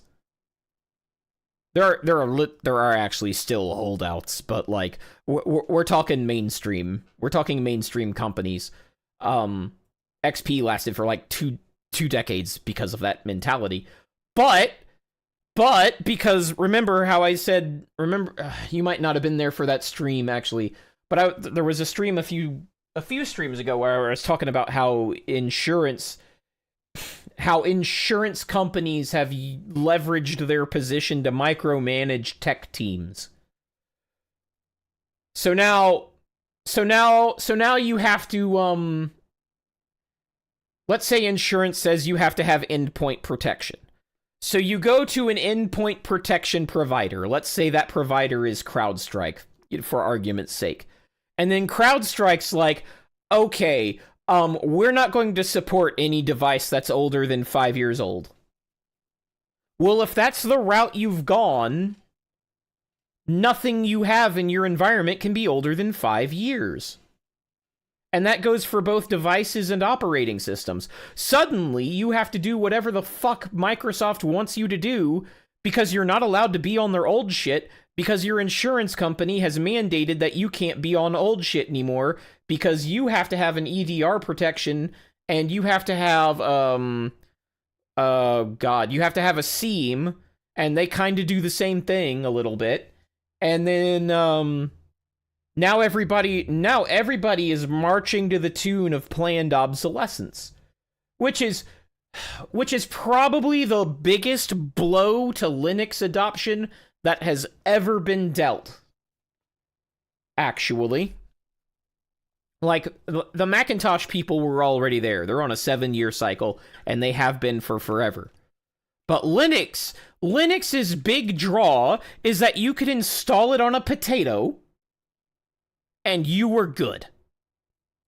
Well, here comes the EDR requirement, and it won't support your potato, even though the Linux OS does, even though your 14-year-old potato your 20-year-old potato can run the latest version of RHEL or the latest version of Ubuntu. Like, pick your flavor. It can run the latest version. It can technically install the latest EDR client.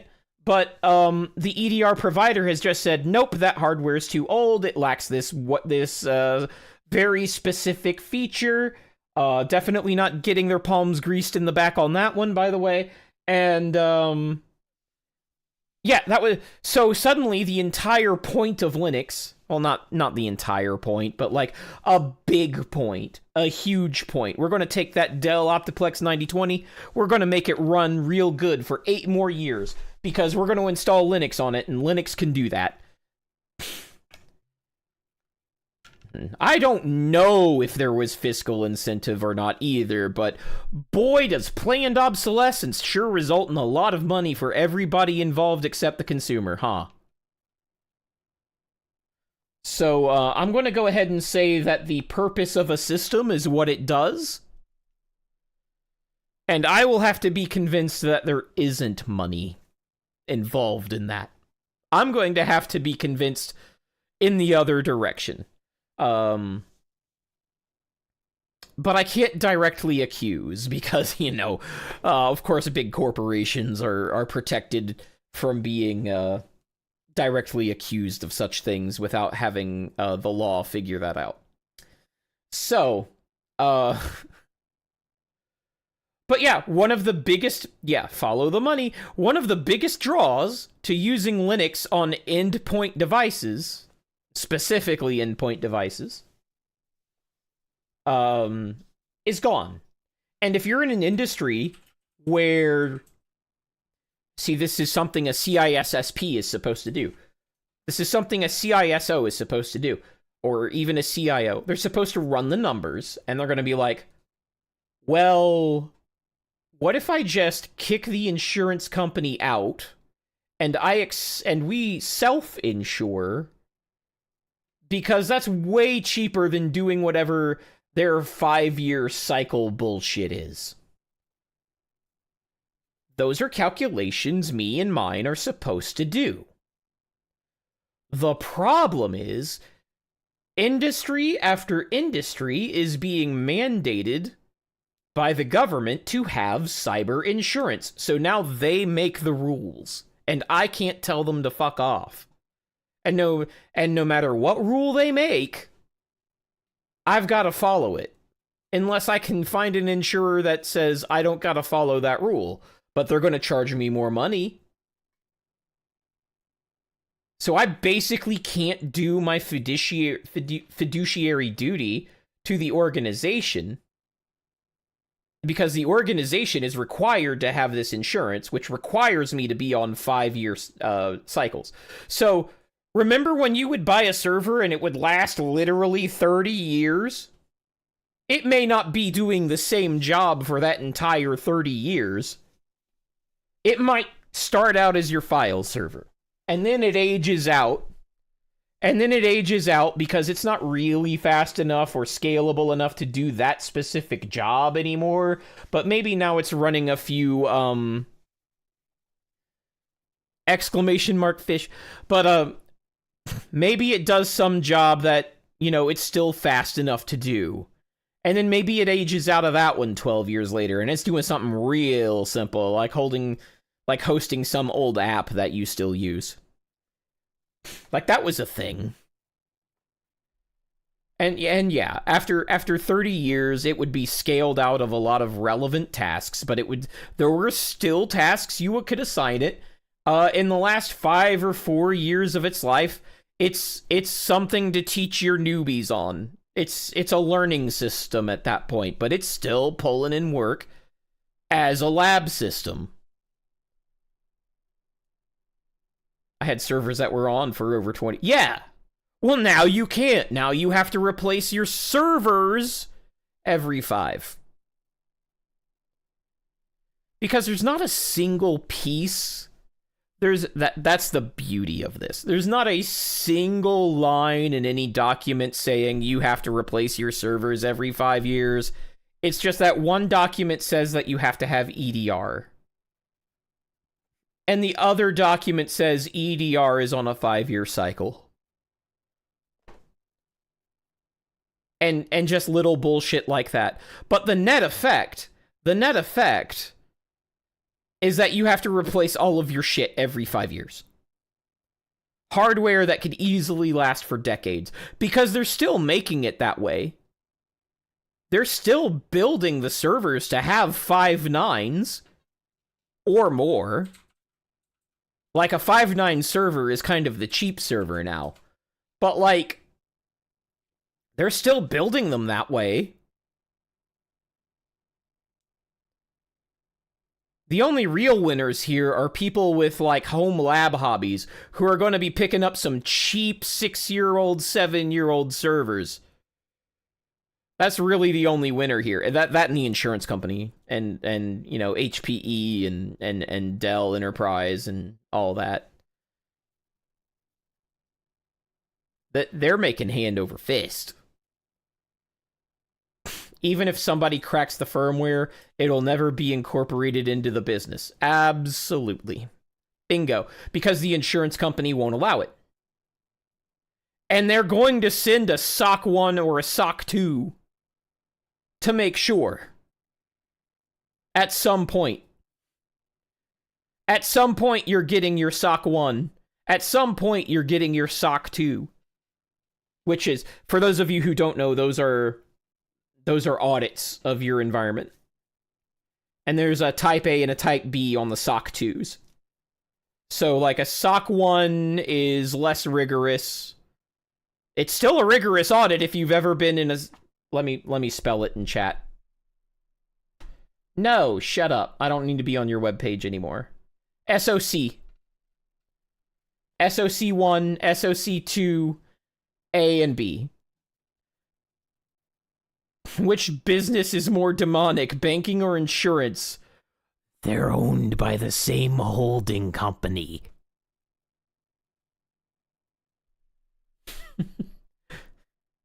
They're just a Gaydra.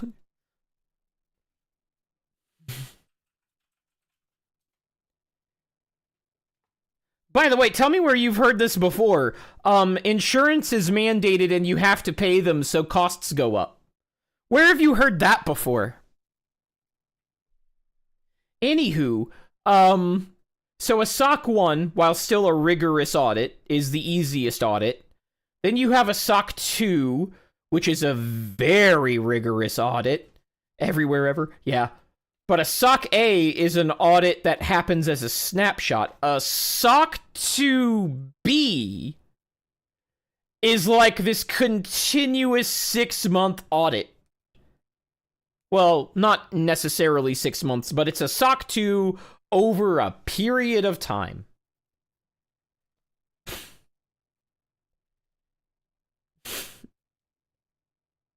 So eventually... Well, first of all, you have to be holding on to stuff to get a SOC 2B. Like, Google gets a SOC 2B. You know what I'm saying? AWS gets a SOC 2B. And a SOC 2A and a SOC 1. It's just, they're on a cadence. But, I don't think I don't think my org is ever going to get a SOC 2B. We'll probably get a SOC 2A occasionally, but not a SOC 2B. SOC 2B or not 2B. God, that was cringe. Anyway, RM wears his socks for 6 months. Yeah, sounds like it's for the honeypots. Yeah, it sure is.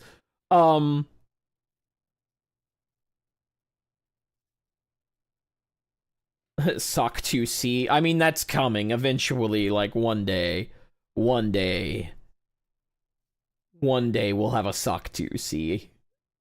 And that's just where, like, all your servers are open to the auditor at all times, and they get real-time telemetry on your shit at the SOC 2 level, and then your insurance... You know, like the OnStar situation where they're constantly sending your driving data to your insurance companies, and suddenly you get a bill? That'll be the SOC 2C.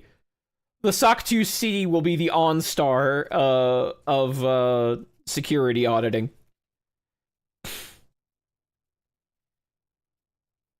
Family hive mind. SOC 2B has a fat ass. Sure does. Remember, every crossover is canon. But,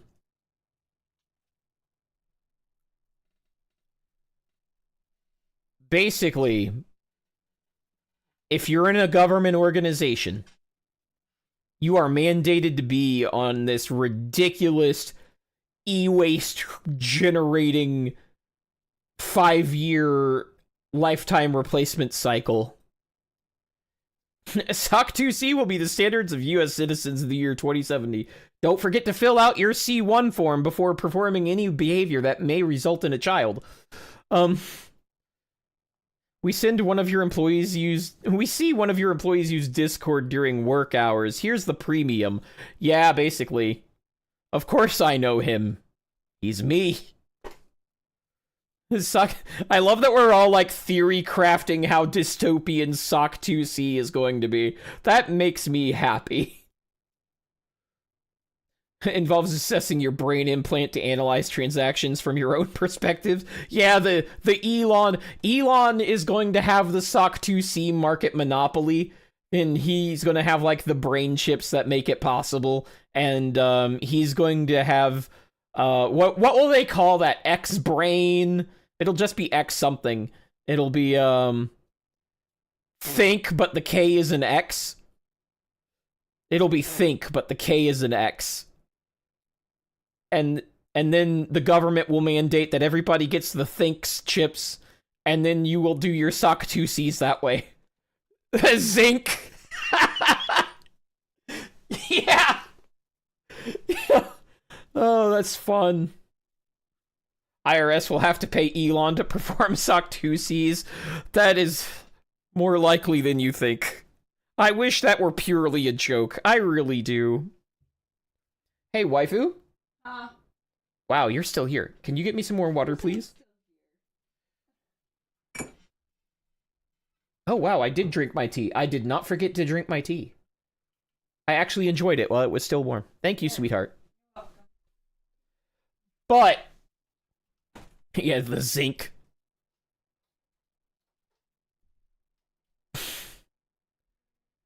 But, yeah, that's where that dystopia is going. Yeah, you should make tea. Gold tips imperial, even. But, that's... The point is, Intune is the only... The whole point of that is that, like, well, what if you don't just migrate to Intune? Well, that's why. Because your insurance company is going to force you to migrate to Intune.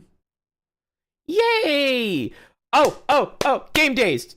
Did you know that drive mapping is not a default feature of Intune? Remember, this is the thing that replaces GPO. It is not a native feature of Intune to map a network share. We'll just wait for that one. Yeah. Oh. Oh. You know why? Do you know why? Because now that we're captive to this shit, they're inshitifying it. They want us to pay for their cloud storage to integrate into Intune instead of providing a native drive mapping tool. You have to do like some ridiculous PowerShell shit. Yeah, no fucking shit. Yeah, you gotta do some ridiculous PowerShell shit. Hold on. Hold on. Good thing this is incognito, because I'm gonna get this wrong. Like, there is a whole website set up to help you figure out how to script this in an automated fashion, but it was like, Intune, Azure, Intune mapping generator. There it is. There it is. This website exists specifically to help you map a network share. My voice cracked. Yeah, that's based as fuck, but why do we need it? Why is this a thing? So if I go to build from scratch,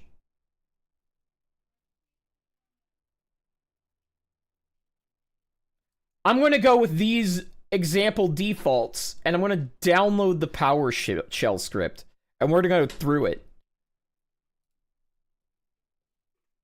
We're going to save that. And then I'm going to go back to LiveCam so that I can open that safely and not get myself kicked out of Twitch for what my folders are named. Let's see. We're going to open that up.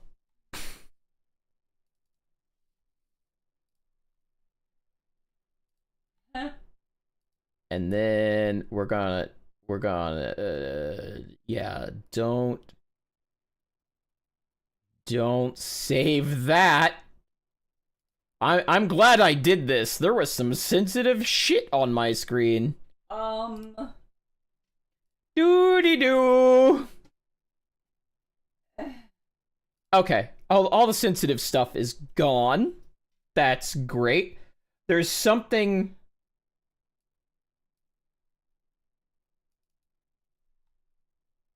Okay.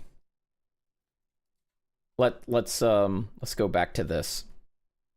All right, cuz this is the script for mapping the drive that was on the website. The example drive on the website. This is the script that maps that drive.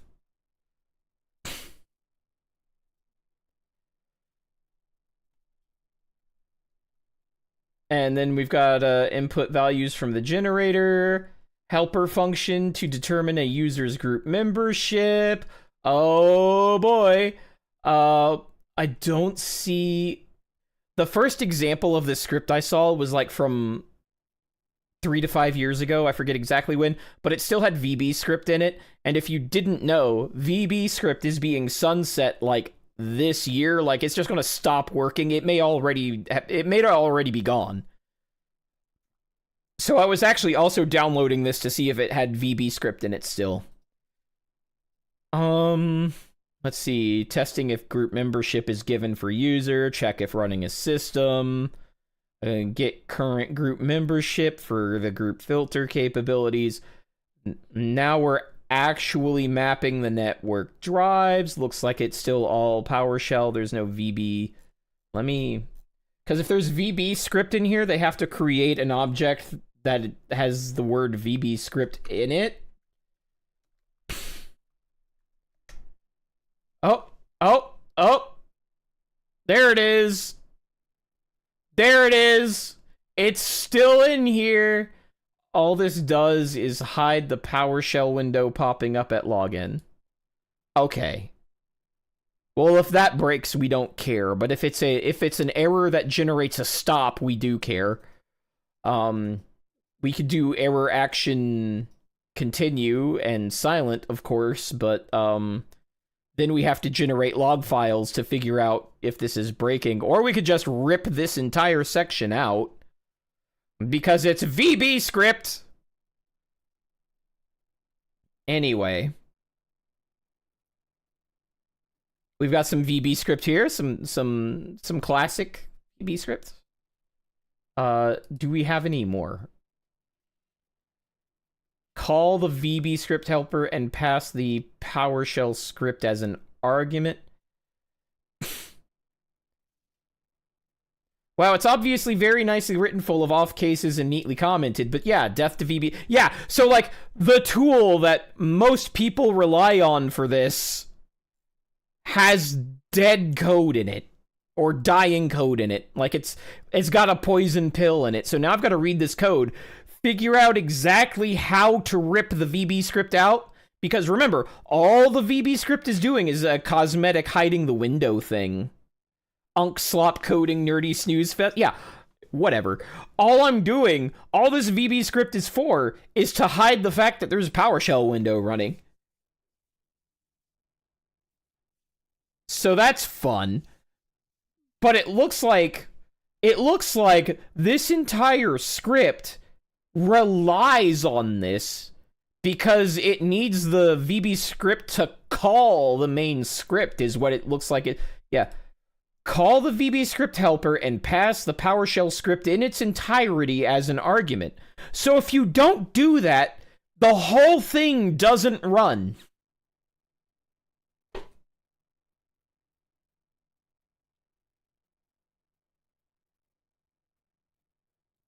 Yippee! So yeah, this is just dead. This is just dead, unless they patch it to not do that. It's just dead. Time to get Claude and have him vibe code me the same script, but without the VB.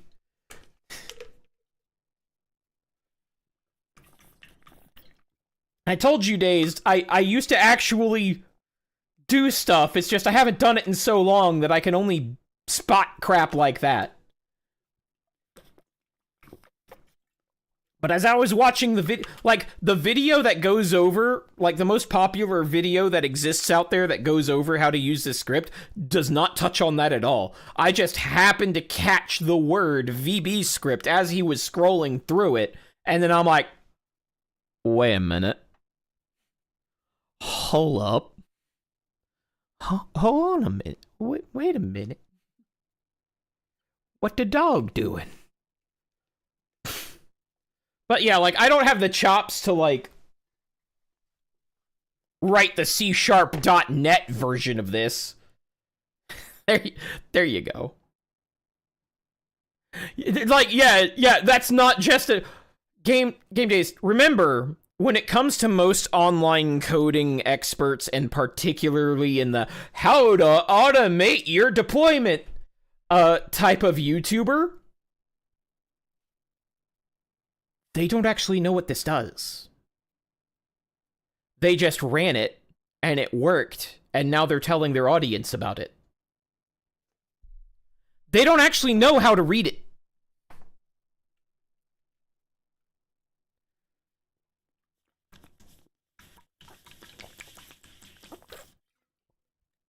That's not just a notable mention. That's like, please help this repo. Absolutely. Like, this is a critical thing. Like, I think this... Hold on. I'm gonna pull up... Sounds crazy, but thought it was worth a shot. That is so burned into my brain, I couldn't even stop myself from trying to voice act it. Jesus Christ. Like, my sister can just type shit, and I am required to say it. Right? I mean, I don't watch these guys, but... No, I mean, the people who make channels on this have got to have the wherewithal to understand what's being run. Yeah, I mean, you would think.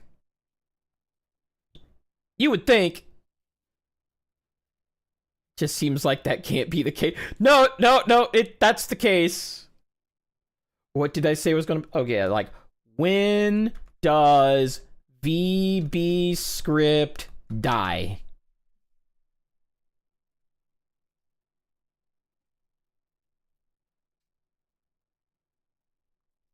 If you don't say it like my reference, then what's the point?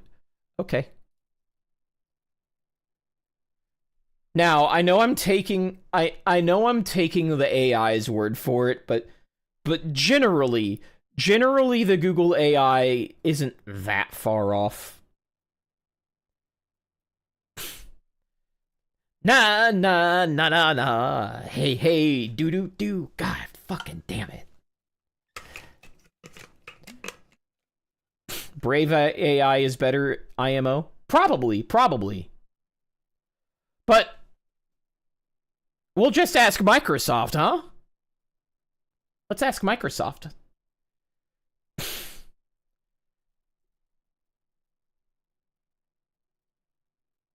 Disabled by default. 2027.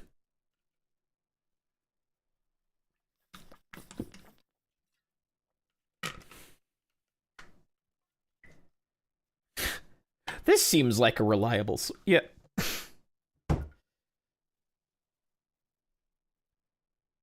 Do they not call it TechNet anymore? Is it Tech Community now? Fuck you, it's TechNet. Fuck you with a rusty corn cob. That is TechNet. Fucking Tech Community bullshit. I hope you feel me on that one, Game Dazed. I hope you feel me on that one.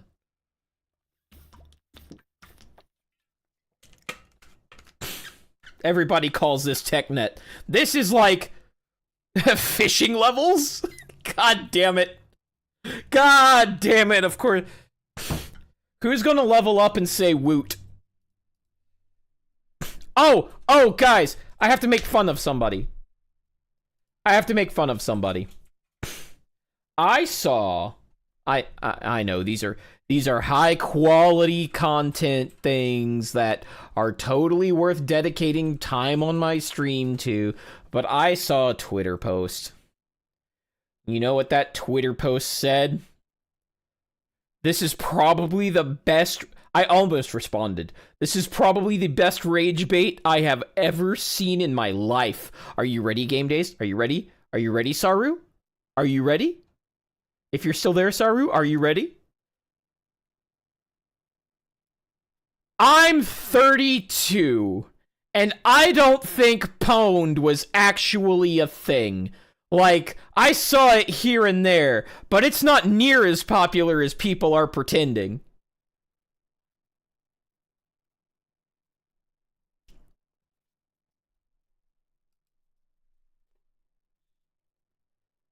There you go.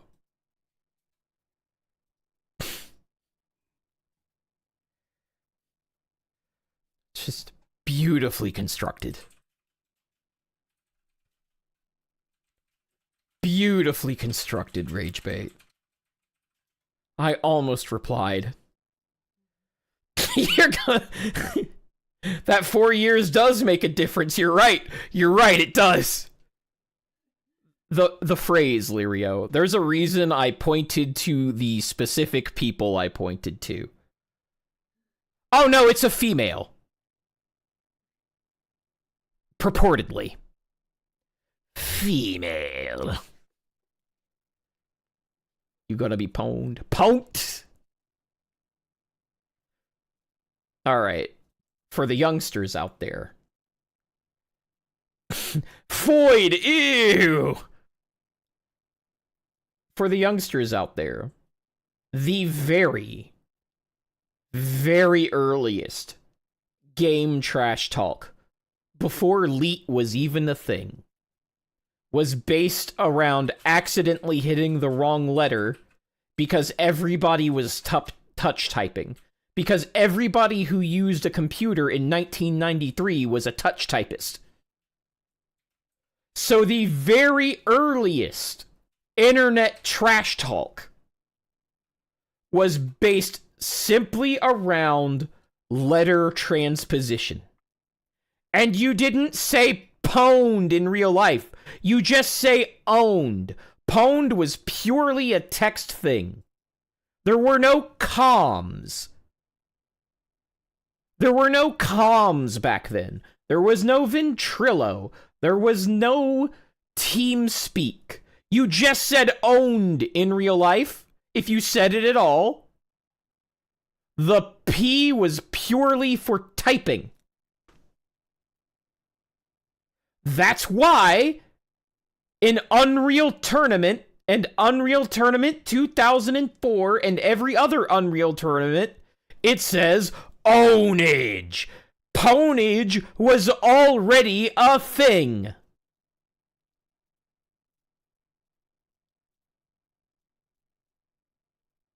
That's why it was such a big verbal call-out in the game.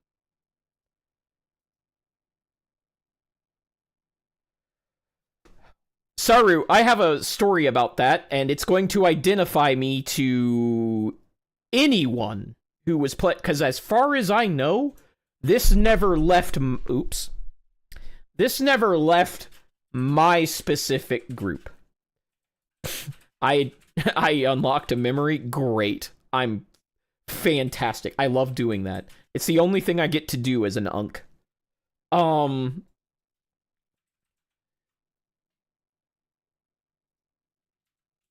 Neverwinter Nights, on a dueling server, I once got somebody who was like we dueled together all the time. We were really, really good. We discovered bugs together. We discovered exploits that are active to this day. They're not mentioned in any patch notes. It's a secret to everyone.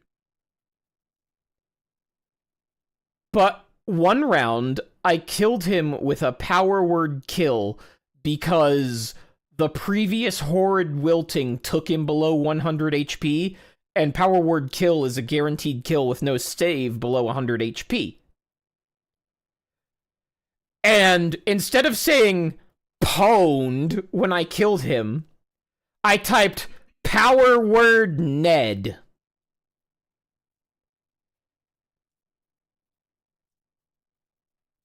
And pretty soon, everybody in my tiny little Neverwinter Nights group started saying power word Ned. That's where that comes from, sis, by the way. That's why I started saying that. Yeah, that was me!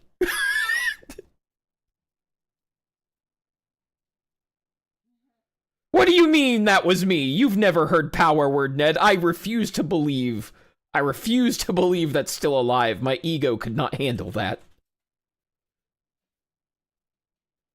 Good. I caught it. Like, there's no way.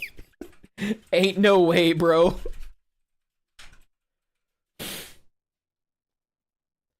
But yeah, I almost replied to that bait. God forbid that person actually believes that. Let me tell you a little something for anybody who ever actually believes that. 32 years old is not old. It's not even internet old. It's not even internet old. Sorry. It's old for VTubers, maybe. But if you were 10 years old, unsupervised, on the internet, that means you weren't on the internet until RuneScape was already a thing. Which means LeetSpeak was already a thing. Which means Pwned had been around by, like, 6 years at that point in common usage. And that is if I grant you that you were unsupervised on the internet at 10 years old. If I don't grant you that, of course you fucking never saw it.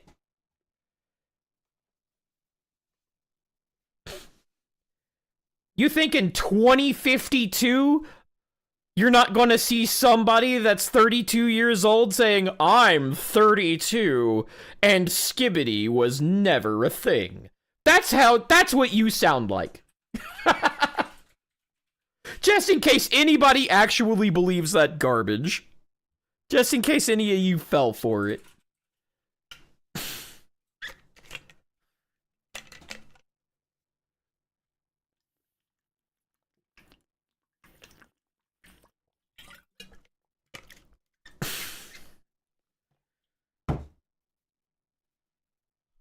Yeah, the majority of internet users are over 30. Oh, guys, I've got some bad news.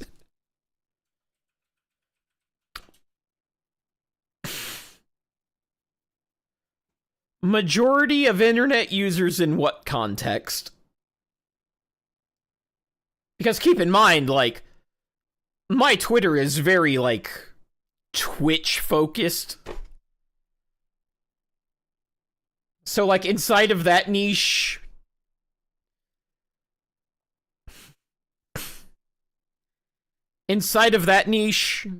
I don't know. I think there's a lot of 14-year-olds bringing that average down, man.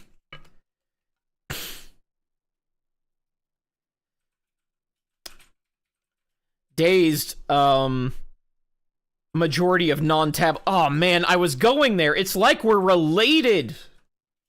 It's like we're related, Sylph. iPad kids, man. iPad kids.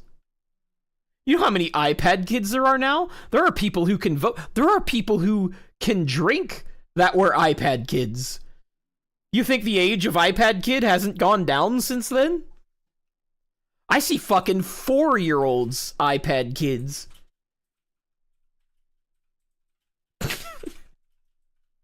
Horrifying.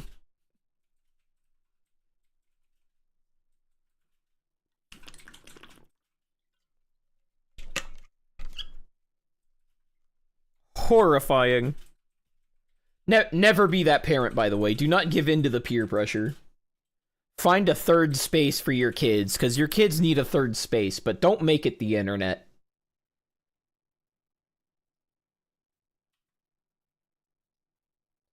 But, ma'am... You saw a 2-year-old with a smartphone. But, ma'am, all my friends had an iPhone. Yeah, well, you won't.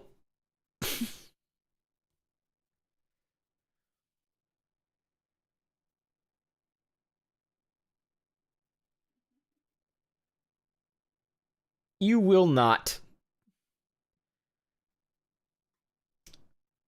My, chief security officer, the guy I was talking to about the exploding trucks, he has an old flip phone. Like, not a smartphone, a flip phone. Yeah, back to domestic terrorism. And the flip phone has, like, a pay-as-you-go SIM. And every time one of his kids fucks up, he's like, oh, well, it's your turn for the embarrassment phone. And he takes their smartphone and he gives them the embarrassment phone, and they have that for, like, as long as the punishment is. And they have to go to high school with the embarrassment phone. I would move to the country so they wouldn't have any friends. Dude, I was raised in the country. I had the best friends, but we were allowed outside unsupervised. We were allowed outside. Oh man, the shit we got up to. I had my first beer at like 14 in a mud hole in a power line easement. And I hated that beer. It's why I didn't drink again until I was like 22, 23. I was like, oh, this is disgusting. Because you imagine, like, beer is piss water anyway, but, like, the beer the 14-year-olds could afford was, like, Coors Light in the early 90s. Like, it's not like it was good beer. Like, I'm a huge fan of Imperial Stouts now. I will say, though, and I think some of you are in my chat, I will say, though, that the people who are like, oh man, American beer tastes like piss water, and then they're like, Heineken is great. Fuck you. Ooh, Corona with lime. That ain't bad. I can't tell the difference between Budweiser and Heineken. They taste like the same piss water to me. Yeah, there you go, Ida. Ew, Heineken. No, no, no, no, no, no, no, no. Words no one has ever said. No, there is someone we know that has said that unironically.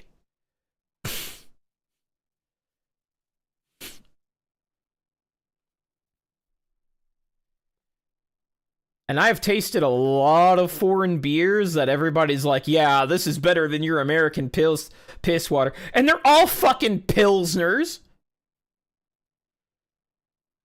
No one ever hands me a breakfast stout or a bourbon barrel aged stout or anything like that when they're like, oh man, your American piss beer sucks. Here, have this. No one ever hands me that. They hand me some sort of like IPA or Pilsner or something and think that, oh man, this is the hot shit.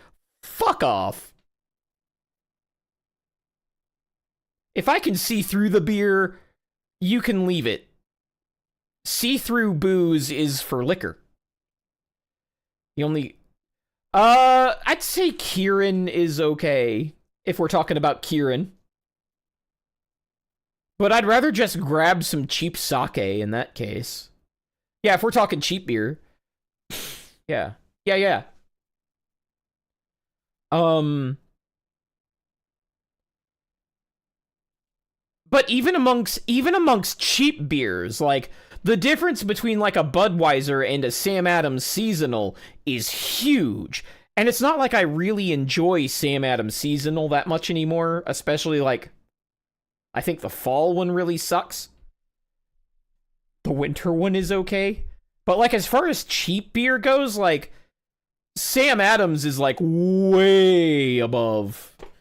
But is that even in the cheap tier? Because I don't think it is. Like, is your beer really cheap? Is it in the cheap tier if it doesn't come in like the giant 24 can pack for alcoholics? The Oktoberfest one I used to like a lot, but now that I'm into like stouts, I don't like it so much anymore.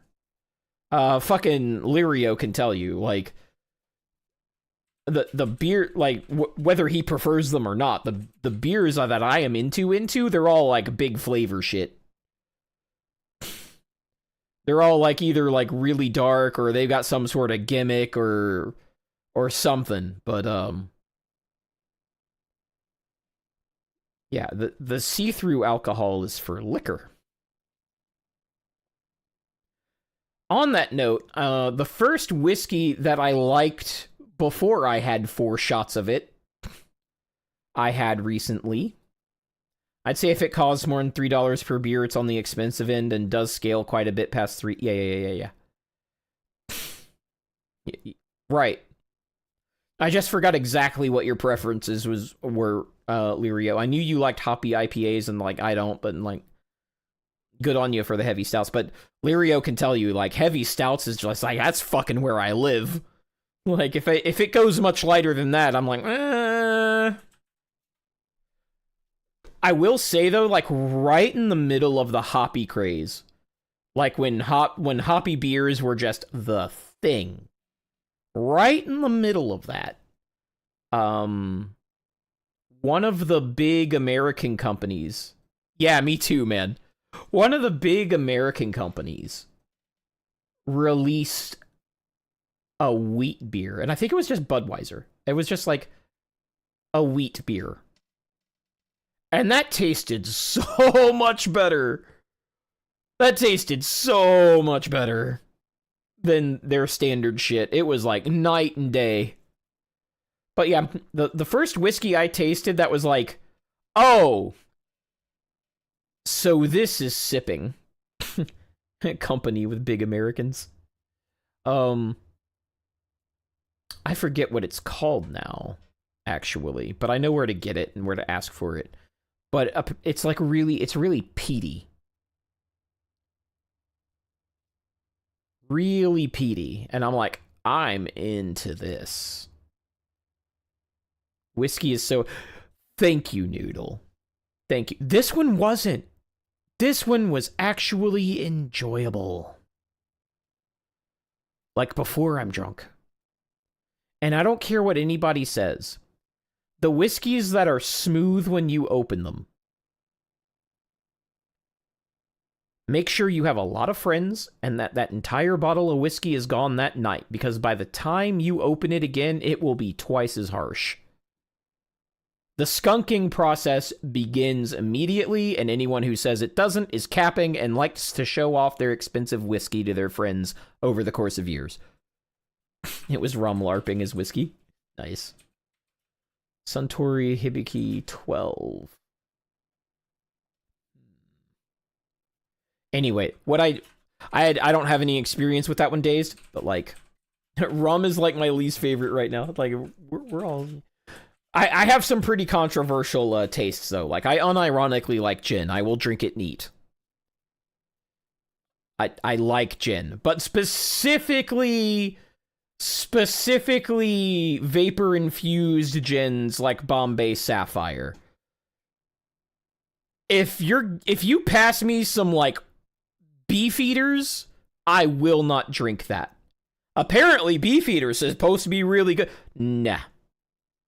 Beefeaters is terrible. Yeah, the very herbal ones. Yeah, those are nice. Don't hand me no Beefeaters.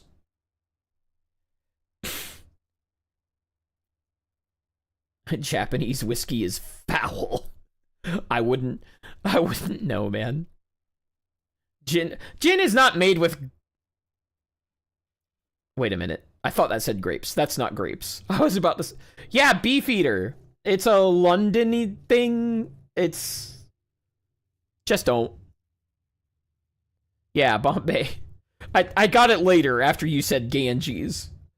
But I read Ganges as grapes. Like, I was so prepared to see grapes there that I read grapes. That's not what you said. That's not what you said at all. Anyway, we're talking about nothing, and it's getting late. Not that I don't enjoy talking about nothing, but it's getting late over here. It's about to hit 10 p.m. in the Eastern time zone. So I gotta wrap this up, guys. We will continue these conversations later, especially the whiskey ones. Dazed, I'm gonna hit you up in your DMs. If my sister is still here, we gotta arrange for a day to talk about the tea. We haven't done that in too long. So yeah, we got stuff to talk about. But I will see you guys next week. Hopefully, I was intending on covering a lot of stuff this week, but like, and I think I covered it a little bit. I didn't cover it as much as I wanted to, but it's just like, even for me, it's kind of depressing. So, I'll try to approach that again sometime soon. Like, one of the things I wanted to cover tonight, but I didn't, was the, how to recognize people that are at very high risk for being, a violent attacker in, like, the, targeted, public violence kind of way.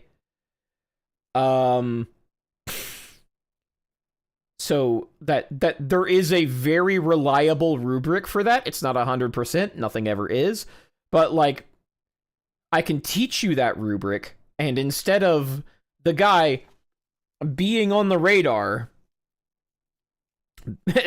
Noodle, you know, I know that's a joke, but I was alive during a time when, if you heard that something heinous had been done on the news, the picture that came up looked exactly like this, and it looked exactly like this every time. The perp of the most heinous shit ever always looked like this back in my day. You ready?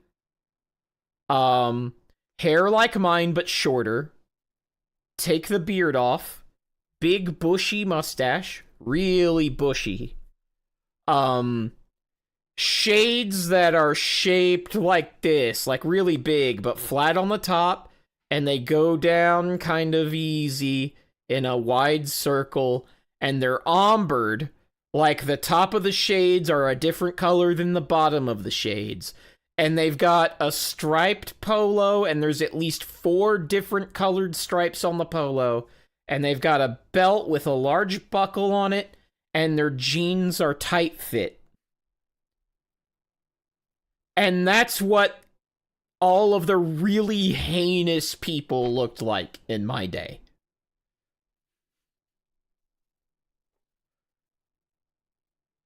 Well, yeah, you don't know that stereotype because that was like a late 70s fashion thing that for some reason all the people who did heinous shit in the 80s were still doing. And the people who did heinous shit in the mid to early 90s, they were all rocking that for some reason. But, the Bundy and Dahmer dude, yeah. Yep. Anyway, guys, y'all take it easy. It's after 10. Um, but yeah, we'll do the how to spot, basically how to spot a future terrorist thing, and maybe by next week I'll have the mental energy to go through that without just totally swallowing every black pill. Uh, but yeah, I'll see you then. Enjoy.